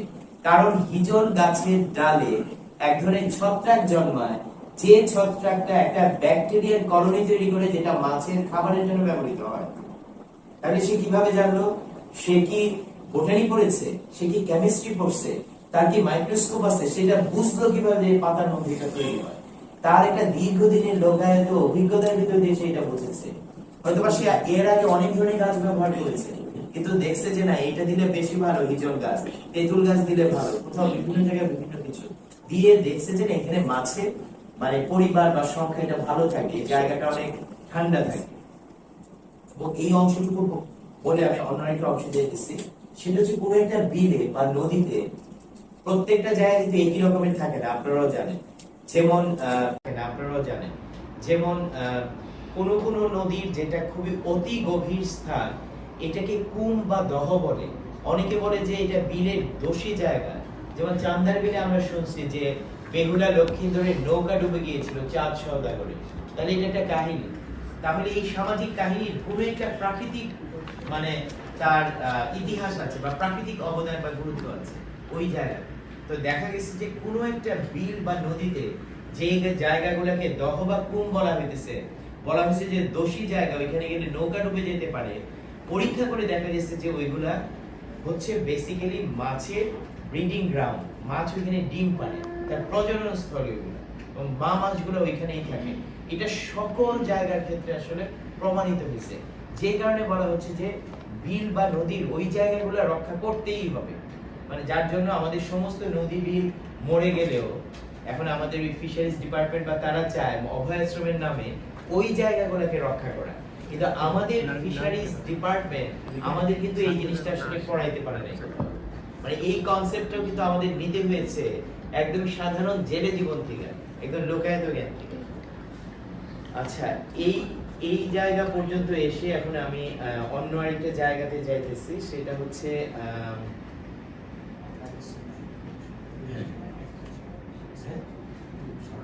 হ্যাঁ অবশ্যই অবশ্যই ঠিক আছে, বলছে যে একটা শর্ট ব্রেক নিতে, আমি শুধু একটু পানি খাই।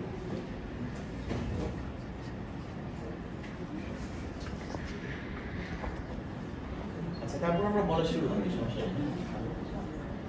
তো আমরা আরেকটা জায়গায় যাইতেছি এরকম, সেটা হচ্ছে যে আপনার মানে যখন আমরা বায়ো এথিক্স এর কথা বলি, এটা একটা নতুন শব্দ বললাম এখন, বায়ো এথিক্স, কারণ আমি শুনলাম যে ইংরেজি বিভাগ নাকি বায়ো পলিটিক্সও পড়াইছে। হ্যাঁ, তো আচ্ছা, দারুণ, আইআরএও পড়ায়, বা খুবই ভালো যে আইআর বা ইংরেজি বিভাগ, বাংলা বিভাগ সবাই যে এই বিশ্ববিদ্যালয়ে এগুলা চিন্তা করতে পেরেছে, বা এখানকার অনেক শিক্ষক এটা চিন্তা করতে পেরেছে, এটা খুবই গুরুত্বপূর্ণ আসলে, মানে সাংঘাতিক গুরুত্বপূর্ণ। এটা শুধু গুরুত্বপূর্ণ বলে এটার গুরুত্ব বোঝানো যাবে না। তো আমরা যখন বায়ো ইথিক্স বা প্রাণ নীতিবিদ্যার কথা শুনি, এটা সাধারণত ব্যবহৃত হয় চিকিৎসা শাস্ত্রের ক্ষেত্রে। আপনাদের কি মনে আছে, আপনারা কেউ কি চান যে মনে করেন প্যারাসিটামল ভালো কিনা এই পরীক্ষাটা আমি করব, করার জন্য আমি সুন্দরবন থেকে কতগুলা বাঘ ধরে নিয়ে আসবো, আপনারা কি রাজি থাকবেন এটাতে? আচ্ছা, আমি কিছু বানর ধরে নিয়ে আসবো, রাজি থাকবেন? কিন্তু এই রকমের একটা বায়ো ইথিক্যাল সিদ্ধান্তে করোনা মহামারীর সময় বাংলাদেশকে যেতে হয়েছিল। বাংলাদেশের প্রাকৃতিক শালবন থেকে, বর্মি বাজার থেকে গাজীপুরের বানর ধরে নিয়ে আসছিল বাংলাদেশের একটা ওষুধ কোম্পানি ভ্যাকসিন ট্রায়ালের জন্য।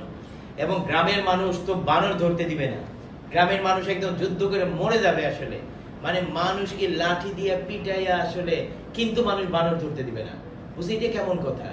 তো মানুষকে তারা বুঝাইতেও পারে না কেন আসলে এটা হচ্ছে। কিন্তু মহামারীর মতো এইরকম একটা ক্রিটিক্যাল কন্ডিশনে মানে এই রকমের একটা বায়ো এথিক্যাল সিদ্ধান্তে আমাদের আসতে হয়েছিল যে আমরা প্রথমত মানুষকে বাঁচানোর জন্য একটা ভ্যাকসিন ট্রায়ালের জন্য এটা করতে চাইতেছি। সেই রকম জায়গা থেকে মূলত বায়ো এথিক্সের জায়গাটা তৈরি হয়েছে, মূলত চিকিৎসাবিদ্যা এবং গবেষণায়। কিন্তু আজকে এর বিস্তৃতি বা আলাপ কিন্তু দীর্ঘ জায়গাতে আসলে ছড়ায় গেছে। দীর্ঘ জায়গাতে কোথায় আসলে ছড়াইছে, যেমন খুব ইন্টারেস্টিং জিনিস যেটা, সেটা হচ্ছে যে আপনার 2005 সনের 19শে অক্টোবর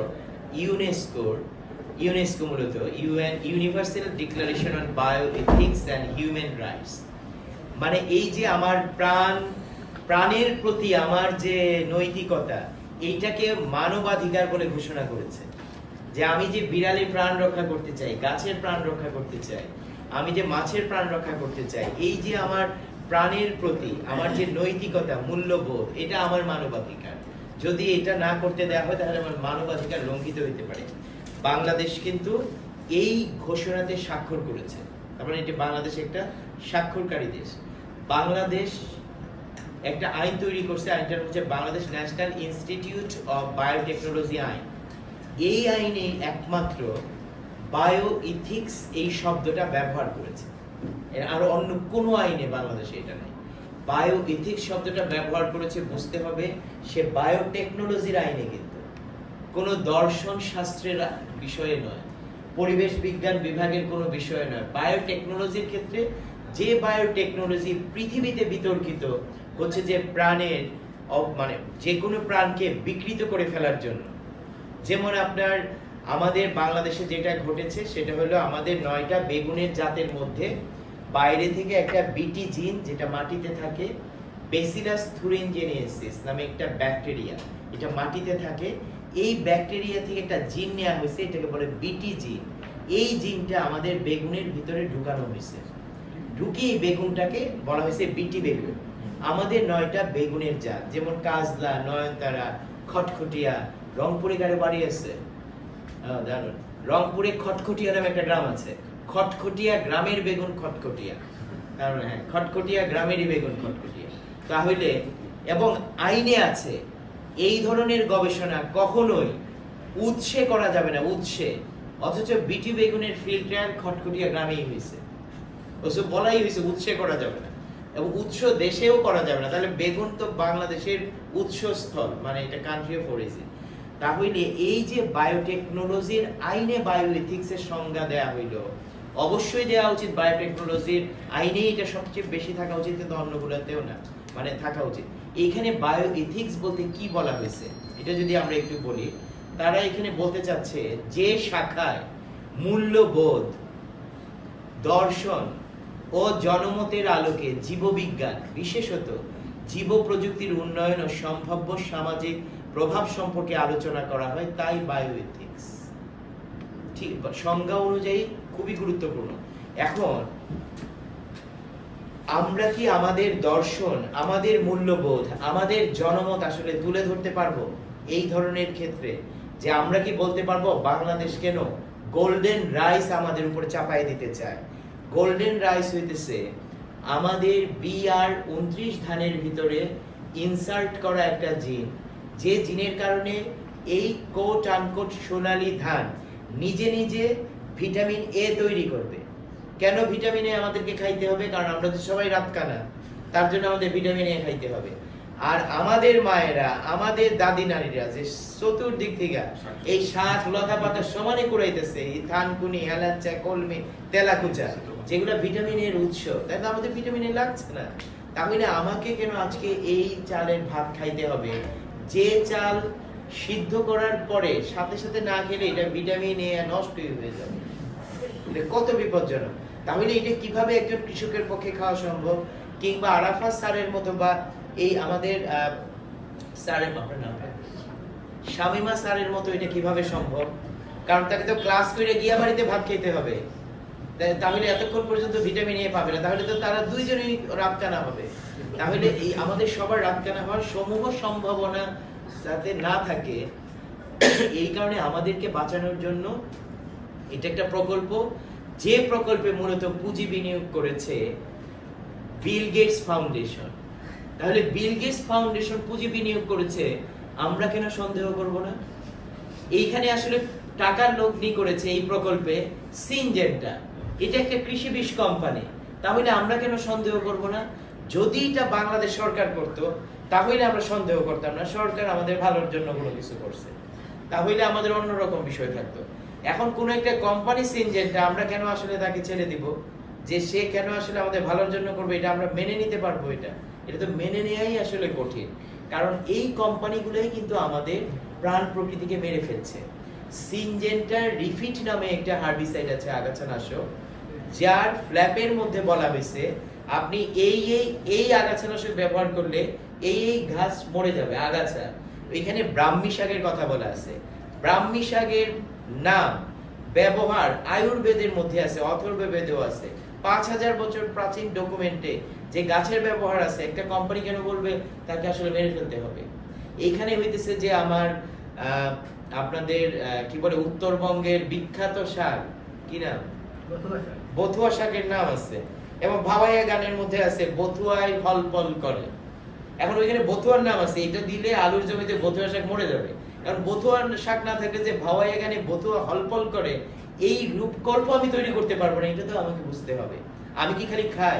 মানে এইটা কেন আসলে চিন্তা করা হচ্ছে যে আমাদের কাজ একমাত্র শুধু খাওয়া খাওয়া খাওয়া আর শুধু প্রডিউস করা?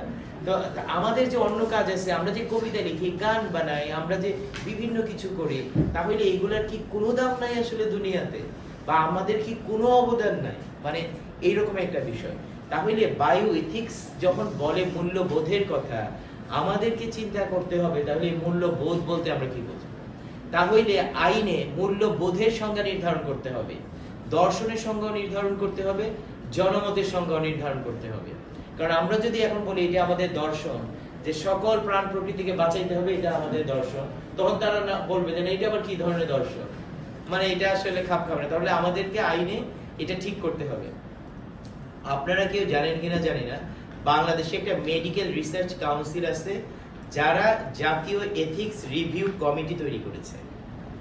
যদি এই বিশ্ববিদ্যালয় কোনো একটি গবেষণা করতে চায়, যে গবেষণাটি বায়ো এথিক্যাল কিনা, মানে এটি মানে প্রাণ প্রকৃতির অর্থে আসলে নৈতিক কিনা, সেটা বুঝতে হইলে তাদেরকে বাংলাদেশ বায়ো এথিক্স সমিতি থেকে পারমিশন নিতে হবে। এবং ওই সমিতি প্রতি বছর একটা একাডেমিক জার্নাল বের করে, আসলে কোনো কাজই না, মানে বাস্তবে আসলে তো তাদের কোনো কাজ দৃশ্যমান নয়। যদি দৃশ্যমান হইতো তাহলে এখানে একটা উদাহরণ দিয়ে আমরা আরেকটা জায়গায় যাইতেছি। আমার একটা লেখা আছে আদিবাসীদের রক্ত ডাকাতি, লেখাটা আসলে এটা একটা গবেষণা। ওই লেখাটা আসলে আমি করেছি, এটা একটা ইন্টারন্যাশনাল এথনোবায়োলজি জার্নাল আছে। ওইখানে বাংলাদেশের 3 জন ডাক্তার আর একজন সে ফার্মাসির, সরি 3 জন ডাক্তার, এবং ডাক্তার মানে একদম ডাক্তার, তারা ওই 3 জন ডাক্তার আর একজন নর্দার্ন মেডিকেলের 3 জন ডাক্তার আর একজন ফার্মাসিস্ট, 4 জনের একটা যৌথ পেপার আছে। ওই পেপারে তারা লিখেছেন তারা কুয়াকাটার রাখাইনদের কাছ থেকে, আপনার পটুয়াখালী কুয়াকাটার রাখাইনদের রক্ত নিয়ে পরীক্ষা করেছেন। রক্ত নিয়ে পরীক্ষা করে তারা প্রমাণ করেছেন যে আপনার রাখাইনরা হচ্ছে যে আপনার মিয়ানমারের একটি জনগোষ্ঠীর সাথে সম্পর্কিত, এটাতে কানেকশন আছে। ওইটা করতে গিয়ে তারপরে আমি খুঁজে পাইলাম শুধুমাত্র রাখাইন নয়, চাকমা, মারমা, সাঁওতাল, মান্দি, বাংলাদেশে হাজং, বাংলাদেশে প্রায় প্রতিটি আদিবাসীদের নিয়ে গবেষণা হয়েছে, তাদের রক্ত নিয়ে। এবং আমার মূল উদ্দেশ্য ছিল রক্ত নিয়ে গবেষণা হোক, ডিএনএ ম্যাপিং হোক, সেটা সমস্যা নয়, কিন্তু তারা কনসেন্ট কিনা তাদের রক্ত নিয়েই গবেষণা হচ্ছে। যখন আমি গবেষণা করতে আসলে গেলাম, এটা সো টাফ ছিল আসলে জানা, কারণ আমি কোনোভাবেই অন্য সবগুলা পেপার অনলাইনে পাওয়া গেলেও, বা আমরা যেভাবে আসলে আমি অনেকগুলা রিসার্চ গেট সহ অনেকগুলা আছে, মেম্বার আছে, যেভাবে আমি অন্য পেপারগুলা পাইছি, ওই পেপারটা কোনোভাবেই পাওয়া যাচ্ছে না, এবং ওই পেপারটা কেনাও যাচ্ছে না। তখন আমি এখানে যে ফোন নাম্বারে যোগাযোগ করলাম, নর্দার্ন মেডিকেলের 3 যে ডাক্তার, 3 জনই আমেরিকাতে থাকে, তারা বাংলাদেশেই থাকে না। সবেদন নীলমণি যে ফার্মাসিস্ট, সে অন্য একটা বায়ো ফার্মে চাকরি করে। তাকে আমি পুরো জিনিসটা ডিটেল প্রথম বললাম যে এই জিনিসটা আমি জানতে চাই, আমার একটা লেখার জন্য লাগবে। সে আমাকে 4 মাস ঘুরাইছে, তারপরে বলছে আমার কাছে তো পেপার নাই। আমি এটা কেউ বিশ্বাস করবে আপনার কাছে এই পেপারটা নাই? তাহলে ওদের কাছে গিয়ে এনে দেন, বসে ওরা তো কথা শুনতেছে না।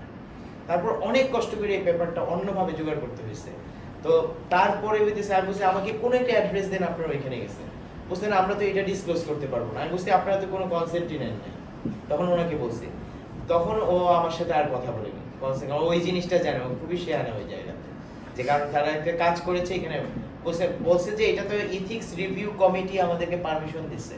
আমি বলছি আপনারা তো কমিউনিটির কনসেন্টই নেন নাই, জানেই না। না না না, এবং আপনারা চিন্তা করবেন সেই ঘটনাটি ঘটেছে সিডরের পরে তারা একটা মেডিকেল ক্যাম্প করেছে এবং বলছে যে এখানে দাঁতের চিকিৎসা দেওয়া হয়। হ্যাঁ, বলছে দাঁতের চিকিৎসা দেওয়া হয়। দাঁতের চিকিৎসার জন্য মানুষ গেছে, দাঁতের থেকে তারা রক্তটা নিয়েছে, স্যাম্পল নিয়ে তারা এটা করছে। এখন আমি একজন সাধারণ মানুষ, আমি অন্য মানুষের কথা বাদ দিলাম, আমি যদি যাই, আমি যাবো তো চিকিৎসা নিতে। যেমন আপনারা কি আইসিডিডিআরবি তে গিয়েছেন? ঢাকায় আইসিডিডিআরবি স্পষ্ট তো লিখে রেখেছে আপনার এই স্যাম্পল কোনো গবেষণায় ব্যবহৃত হবে। যদি আপনি না চান তাহলে আইসিডিডিআরবি কে স্যাম্পল দেওয়ার সময় জানাইতে হবে, এটা তা না হলে কিন্তু এটা ব্যবহৃত হবে একদম। এটা তারা ওপেন ডিক্লারেশন দিয়ে রাখছে। এখন এটা তো কিছুই জানাচ্ছে না, দাঁতের তারা চিকিৎসা করাইছে। আমি কিছু রাখাইনদেরকে খুঁজে পাইলাম, তারা বললো হ্যাঁ আমাদের চিকিৎসা করতে এরকম আসছিল, কি দিছে তারা জানি না, ইনজেকশন, তারা তো চিকিৎসা করতে আসছিল। তখন আবার তাকে জিজ্ঞেস করলাম আপনারা এইভাবে এটা কানেকশন করছেন, এটা বিষয়টা। পরবর্তীতে যেগুলো জানতে পারলো ভয়ঙ্কর। এই যে প্রকল্পটি, এটি একটি আন্তর্জাতিক বড় প্রকল্পের অংশ, হিউম্যান জিনোম প্রজেক্ট, এবং এটা ইয়েতে ছিল, ডিসকভারিতে ছিল, এটা বন্ধ করেছে। তাদের মূল কাজ ছিল পৃথিবীর কমিউনিটির কাছ থেকে রক্ত সংগ্রহ করে ডিএনএ ম্যাপিং দিয়ে একটা নতুন কালচারাল নেগেটিভ তৈরি করা, যে আজকে বিবেকের সাথে আরাফাত স্যারকে মিলায় দেয়া, যে তারা সেম অরিজিন থেকে আসছে বা একই ভূখণ্ডের, কিংবা রবিতা, না এখন একদম ঠিক বলছে, কিংবা রবিতার পার্থকে বলে দেয়া যে তারা ইহুদি। বুঝতে পেরেছে? এটার অন্যতম বিষয় ছিল হইতেছে মূলত আসলে ইহুদি ন্যারেটিভ তৈরি করা, এবং এরকম প্রচুর পেপার পাওয়া গেছে এবং আছে, আপনারা পড়ে দেখতে পারেন। এটা হিউম্যান জিনোম প্রজেক্ট, একদমই আমেরিকান একটা বড় প্রজেক্ট। হ্যাঁ, হিউম্যান জিনোম প্রজেক্ট, আমি আমার লেখাগুলো দিব, এটাতে ডিটেইল আছে এই জিনিসটা। এবং পরবর্তীতে হচ্ছে যে আপনার এই ঘটনাটা কিভাবে জানা গেল, মানে কেন আসলে আমরা এটা বলতেছি রক্তের কথাটা, যেটা ডাকাতি করা হয়েছে, সেটা হচ্ছে অ্যামাজন থেকে গবেষণার নামে আদিবাসীদের রক্ত নিয়ে আসা হয়েছিল। সেই রক্ত নিয়ে আসছিলেন একজন আমেরিকান বিজ্ঞানী জার্মানিতে এই কাজটা করেছেন। পরে ওনার কাজ শেষ, উনি আবার চলে গেছেন আমেরিকাতে। ওই কমিউনিটির একজন মেয়ে যে লয়ার হয়েছিল, যে লয়ার হওয়ার পরে এই জিনিসটা প্রথম একটা ফোরামে তুলেছিল যে আমাদের কমিউনিটির রক্ত গবেষণার নামে নিয়ে যাওয়া হয়েছিল, এটি জার্মানির একটা ল্যাবে আছে। এখন আমাদের কমিউনিটি বিশ্বাস করে কেউ মারা গেলে তার সকল কিছু হইতেছে যে সৎকার করে ফেলতে হবে, পুড়িয়ে দিতে হবে, ইনক্লুডিং রক্ত। বসে মারা গেছে 50 বছর আগে, তার রক্ত রয়ে গেছে, একজন তার আত্মা রয়ে গেছে, বসে এই রক্ত আমাদেরকে আইনা দিতে হবে আবার। তখন তো এটা নড়াচড়া, মানে এটা ভয়ঙ্কর বিষয় যে একজন মানুষ মারা যায় কিন্তু তার কোনো জিনিস আসলে অন্য কোথাও রয়ে গেছে। তখন জার্মান গভর্নমেন্টের সাথে আসলে ব্রাজিল গভর্নমেন্টের একটা চুক্তি হইল, তারা সকল কিছু তাদেরকে আসলে ফেরত দিয়ে তারা তাদের মতো আসলে সৎকার করছে। তখন একটা বিষয় হয়েছে যে এইগুলা কোথায় কোথায় কিভাবে আছে। ততদিনে এইসব রক্ত দিয়ে যা যা করার দরকার পেটেন্ট এগুলো হয়ে গেছে, কারণ ওই রক্ত থেকে বের করা হয়েছে টাইপ 2 ডায়াবেটিস, কি কারণে হবে না, এটা বের করে এগুলা পেটেন্ট হয়ে গেছে। অমুক তো পেটেন্ট গুলার ফিরিয়ে দেওয়া যায়, মানে ওইগুলো দিয়ে বাণিজ্যিক যেসব কাজকর্ম করার কথা সেই উদ্দেশ্য সফল হয়ে গেছে সেটা। এখন আমরা কিন্তু কেউই জানি না আমাদের এইগুলা দিয়ে আসলে কি হবে, বা প্রাণ প্রকৃতির এইগুলার কথা আসলে আমরা যে বলছি কোন উদ্দেশ্যে কোন জায়গাতে এখন বলছি কথাটা, কারণ তা না হলে তো এটা বলারই দরকার ছিল না। এটা একটা বলার জিনিস। গ্রামের একজন মানুষ, ওনার কাছ থেকে এই যে রবিতাদির কাছ থেকে 2টা ধান নিব, এই আমাদের স্যারের কাছ থেকে 2টা পাতা নিয়ে আসবো, তেলাকুচা পাতা, এটা আবার সন্দেহের জিনিস, এটা নিয়ে পরে কি হইতে পারে, কিন্তু এটা তো সন্দেহ করতে হচ্ছে, কারণ আন্তর্জাতিক বাণিজ্য এগুলোকে একতরফা ভাবে পেটেন্ট করে ফেলছে এবং এটাকে ব্যবহার করতে দিচ্ছে না আর অন্যভাবে, মানে আমি ব্যবহার করতে পারবো না, আমাকে ব্যবহার করতে হইলে আবারও তার অনুমতি নিতে হইতেছে। এটা হচ্ছে সমস্যা। যেমন আমরা কাসুন্দি কিনে খাই, আমরা বানাইছি কাসুন্দি তো কোনো কোম্পানির আবিষ্কার না, অন্য কিছু হইতে পারে কোনো কোম্পানির আবিষ্কার। এখন কাসুন্দি যখন আমরা আসলে কিনে খাই, এখন যে নারী কাসুন্দি বানাইছিল আপনি যদি তাকেই আজকে আবার কাসুন্দি কিনে দেন তার কেমনটা লাগে? সে তো জানে কাসুন্দি বানাইতে গেলে অনেক নিয়ম আছে, যে অনেক কিছু লাগে, অনেক কিছু রিলেটেড, এটার সাথে অনেক বিষয় জড়িয়ে আছে। তো এই পরিস্থিতিতে আমরা যে জিনিসটা আসলে বলতে চাই সেটা হচ্ছে সারা বাংলাদেশ সহ পৃথিবী জুড়ে প্রাণ প্রকৃতির উপরে একটা রক্তক্ষত চলতেছে। এটা কখনো উন্নয়নের নামে, কখনো গবেষণার নামে, এটা বিভিন্ন রকম ভাবে আসলে এটা চলতেছে।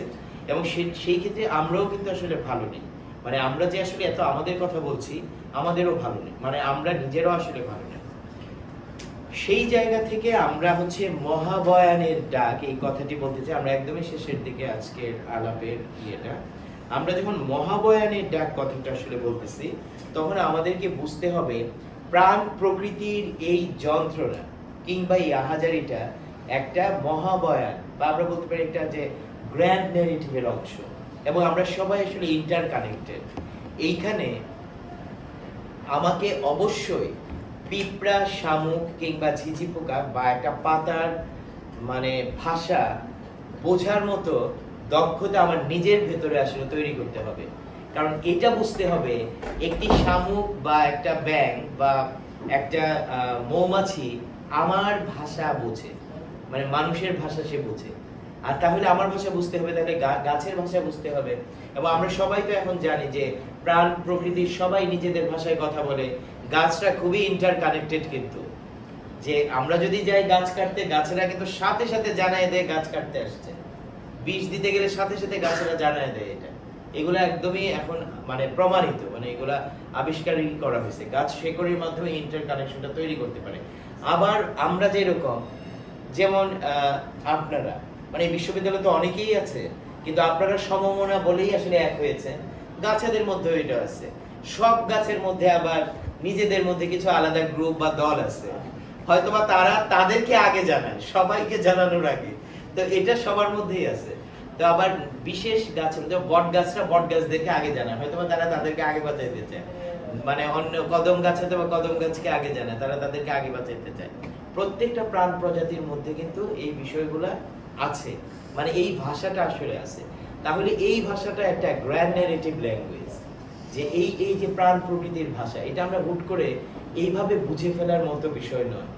কিন্তু এটাকে বিবেচনা করা বা ধারণ করা যে এবং প্র্যাকটিসে নিয়ে আসা, যেটাকে এনভায়রনমেন্টালিস্টরা কিংবা ফিলোসফাররা বলতেছে যে এনভায়রনমেন্টাল ইথিক্স বা আমার পরিবেশগত মূল্যবোধ, মানে সহজ অর্থে, বা পরিবেশগত নৈতিকতা।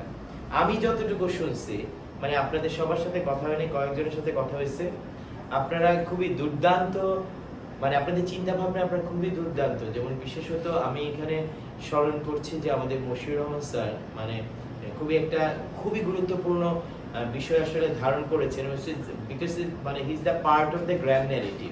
মানে উনি এইটা অন্তত পক্ষে মানে বুঝতে পেরেছেন যে উনি আসলে একটা গ্র্যান্ড ন্যারেটিভের অংশ। সেই কারণে একটি পিঁপড়ে মারা গেলেও যেরকম কোনো কিছু নয়, একজন মশিউর রহমান মারা গেলেও কোনো কিছু নয়। তো এটা আসলে সো টাফ, মানে আসলে ধারণ করা এটা খুব কঠিন।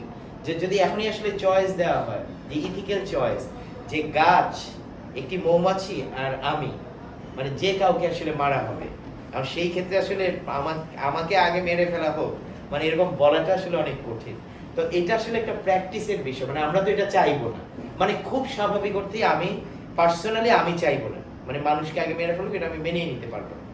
কিন্তু আমি আবার এটিও সহ্য করতে পারবো না আপনি মানুষের জন্য মৌমাছি বা গাছকে মেরে ফেলবেন, এটাও সহ্য করতে পারবো না।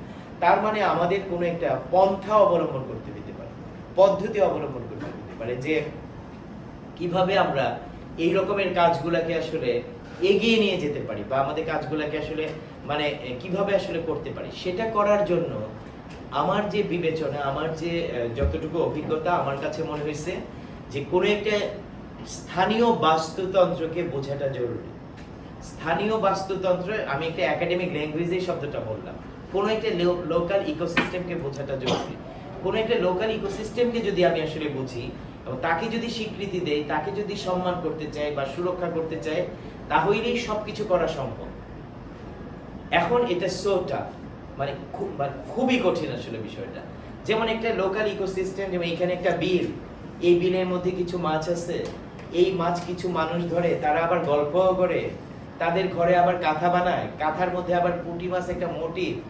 এত জটিল জিনিস রাখা আসলে এই গ্রামকে রক্ষা করা, এটা তো কঠিন। তাহলে আমি বুঝতে হবে যে আমি মূলত কথার কথায় ইকোসিস্টেম এই শব্দটা বলছি, কিন্তু আমি আসলে ইকোসিস্টেম জিনিসটাকে আসলে বিলং করছি না। ইকোসিস্টেম সবসময় বলা হইতেছে এটা স্থানীয়।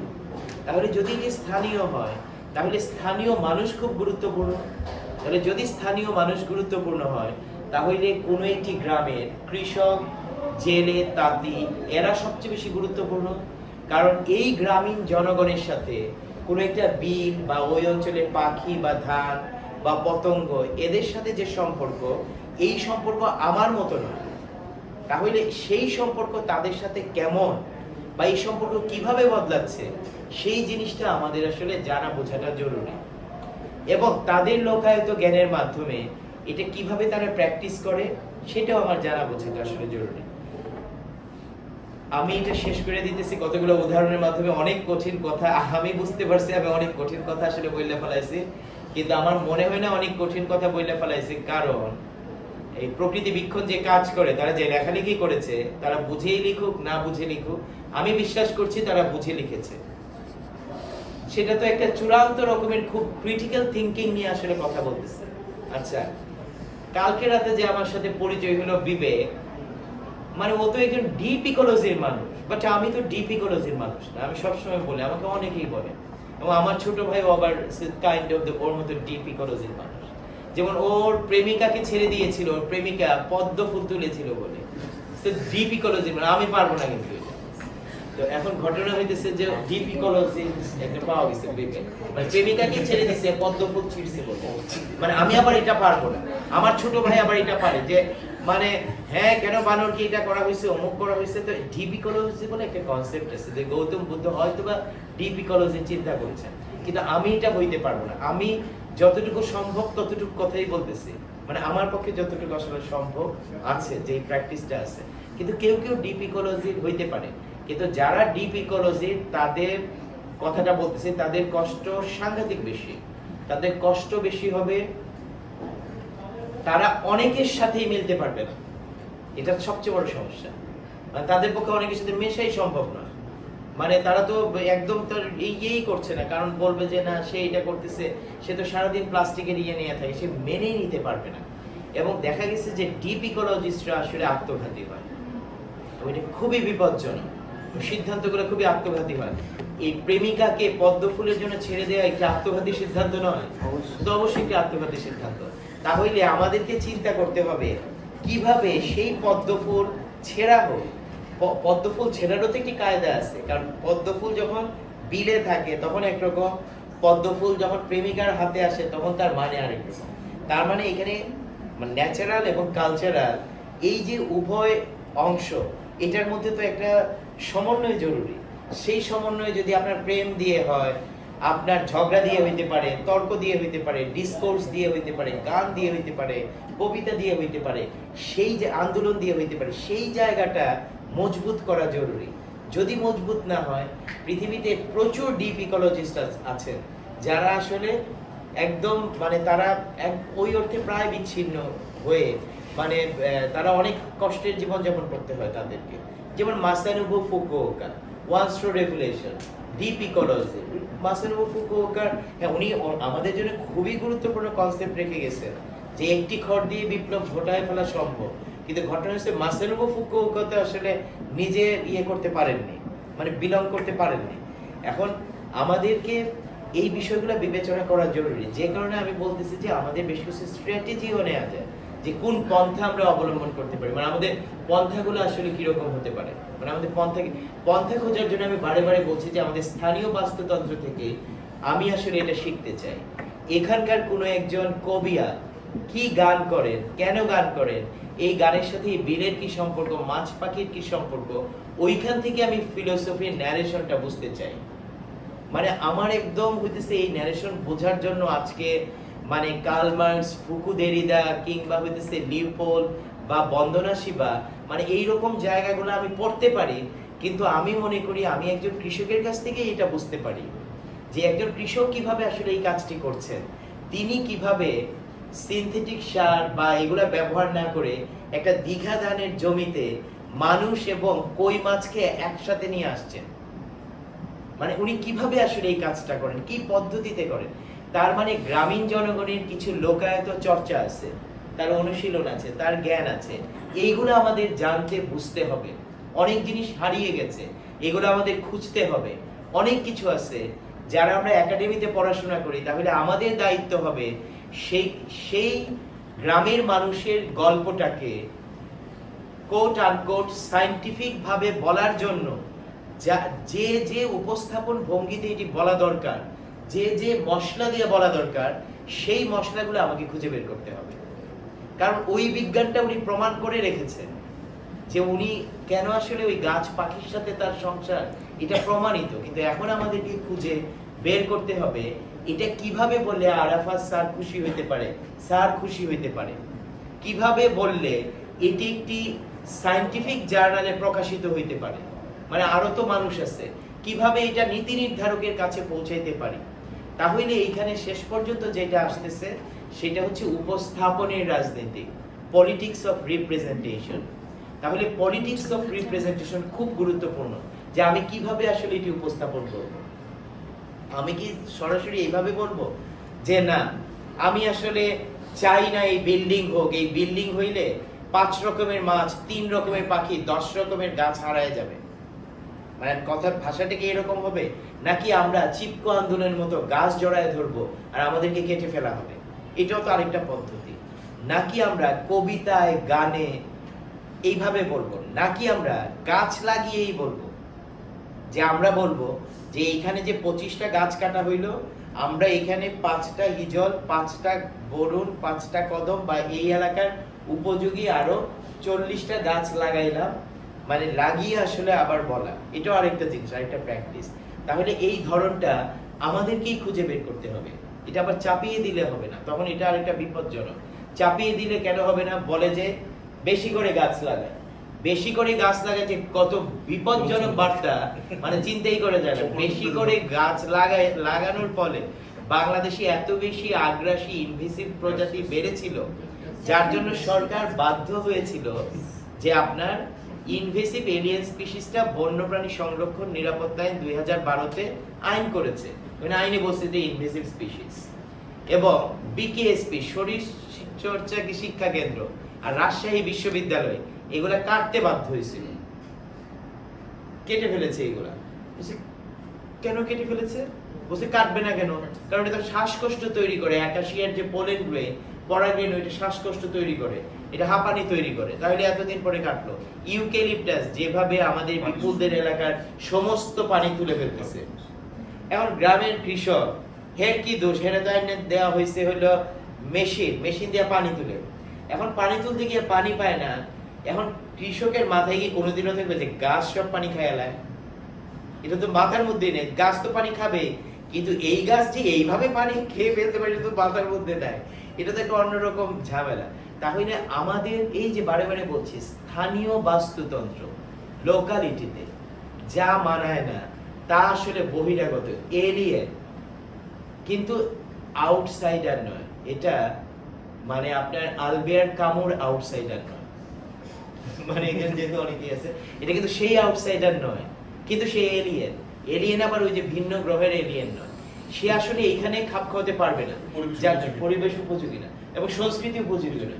যেমন আমাদের মহাশ্বেতা দেবীর একটি গল্প আছে, মোস্ট প্রবাবলি গল্পটির নাম হচ্ছে চট্টিমুন্ডা, এরকম নাম। না না, চট্টিমুন্ডা 3 না গল্পটার নাম। এটা একটা গল্প শুধুমাত্র।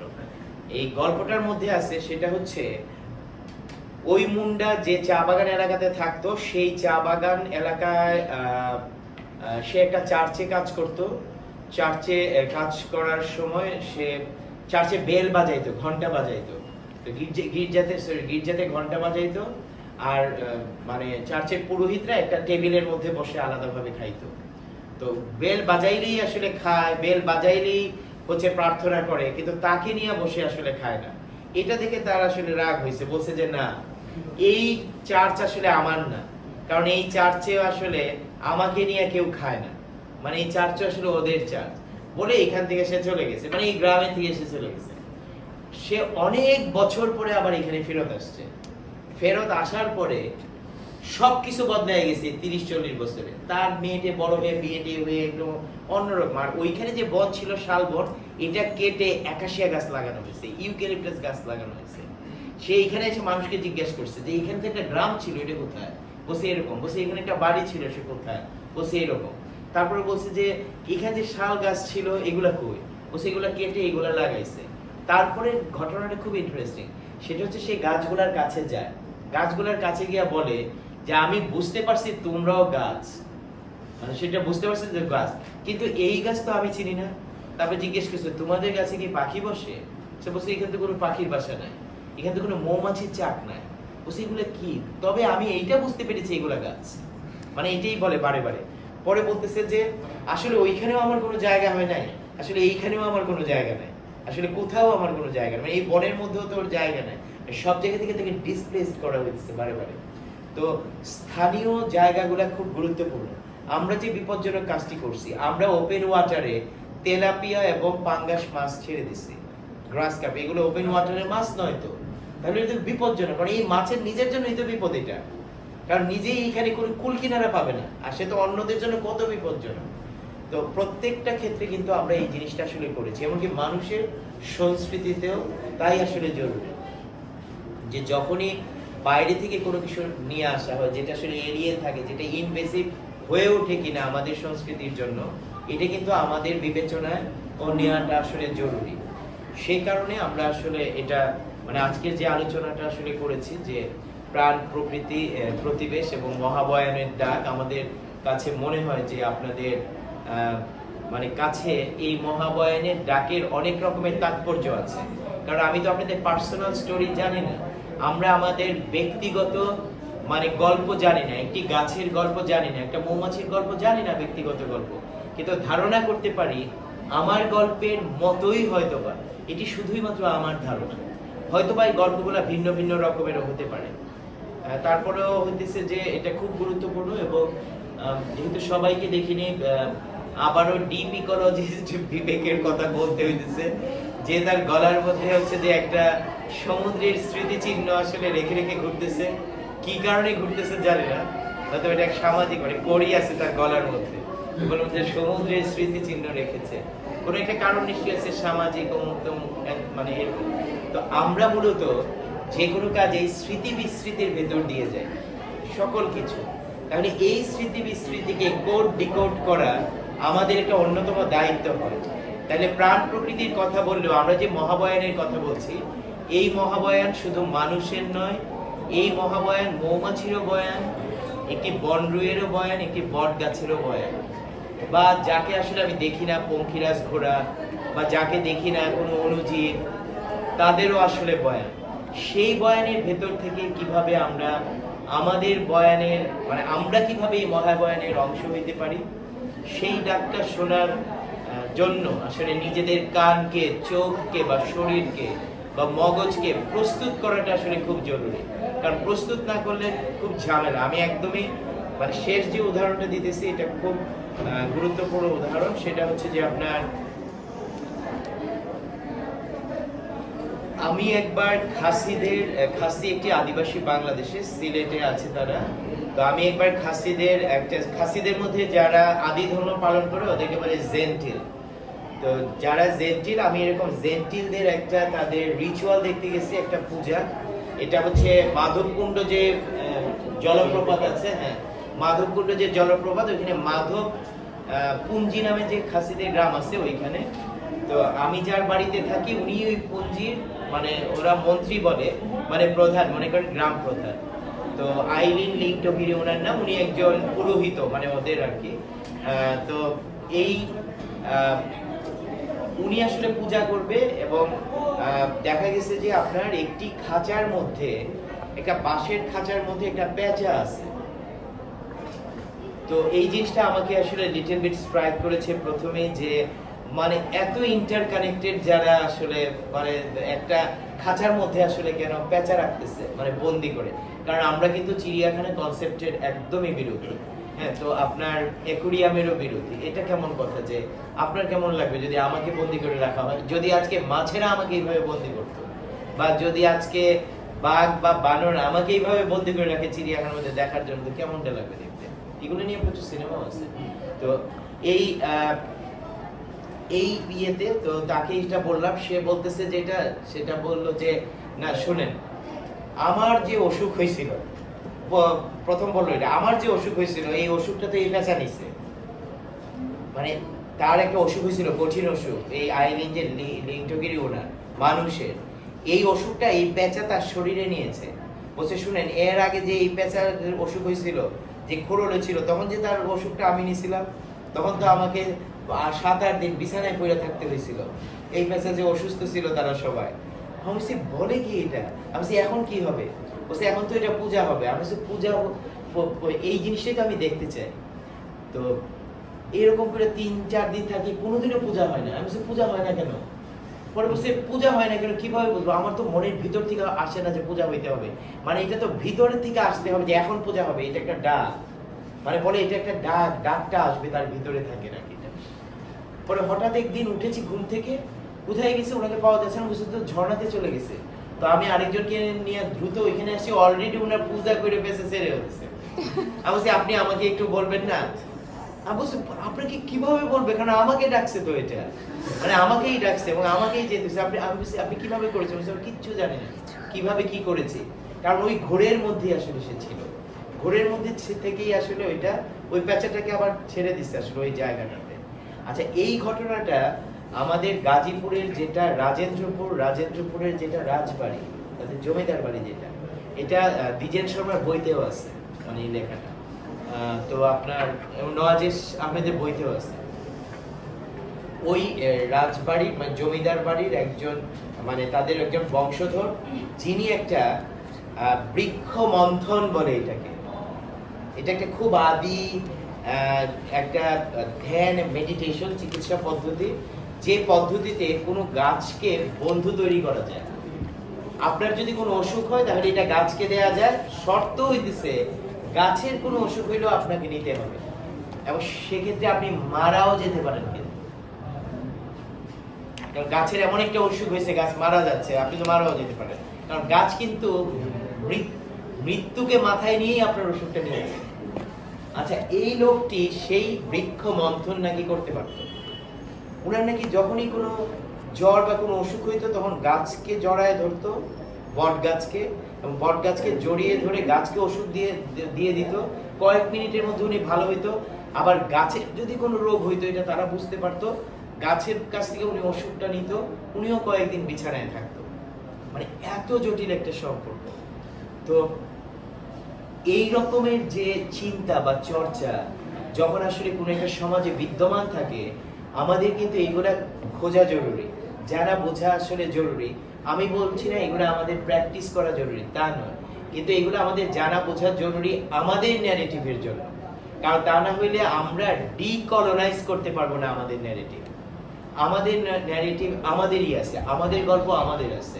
আমরা কিভাবে আমাদের পাখি, মাছ, বাঘ, গাছ, শামুকের সাথে মানুষের সংসারে প্রতিবেশী হয়ে একটা প্রতিবেশ ব্যবস্থায় একটা ইকোসেন্ট্রিক চিন্তা আসলে ধারণ করি, একটা প্রবল অ্যানথ্রোপোসেন্ট্রিক মানে কি বলো চিন্তা, কিংবা হচ্ছে যে আপনার তৎপরতার বিরুদ্ধে আসলে আমাদের প্রচুর চর্চা জনগোষ্ঠীর মধ্যে, গ্রামীণ সমাজে, আমার ভাষায় আমি বলি নিম্নবর্গের জীবনে, সাবলটার্ন লাইফে আছে, সেটা আমাদের আসলে খুঁজে দেখাটা জরুরি। তো সবাইকে আবারও শুভেচ্ছা এবং ধন্যবাদ। দীর্ঘ সময় আসলে আপনারা শুনেছেন, এখন আপনারা যদি কিছু বলেন কিভাবে কারো যদি কোনো প্রশ্ন থাকে বা কিছু যুক্ত করার থাকে, জানার যদি হ্যাঁ।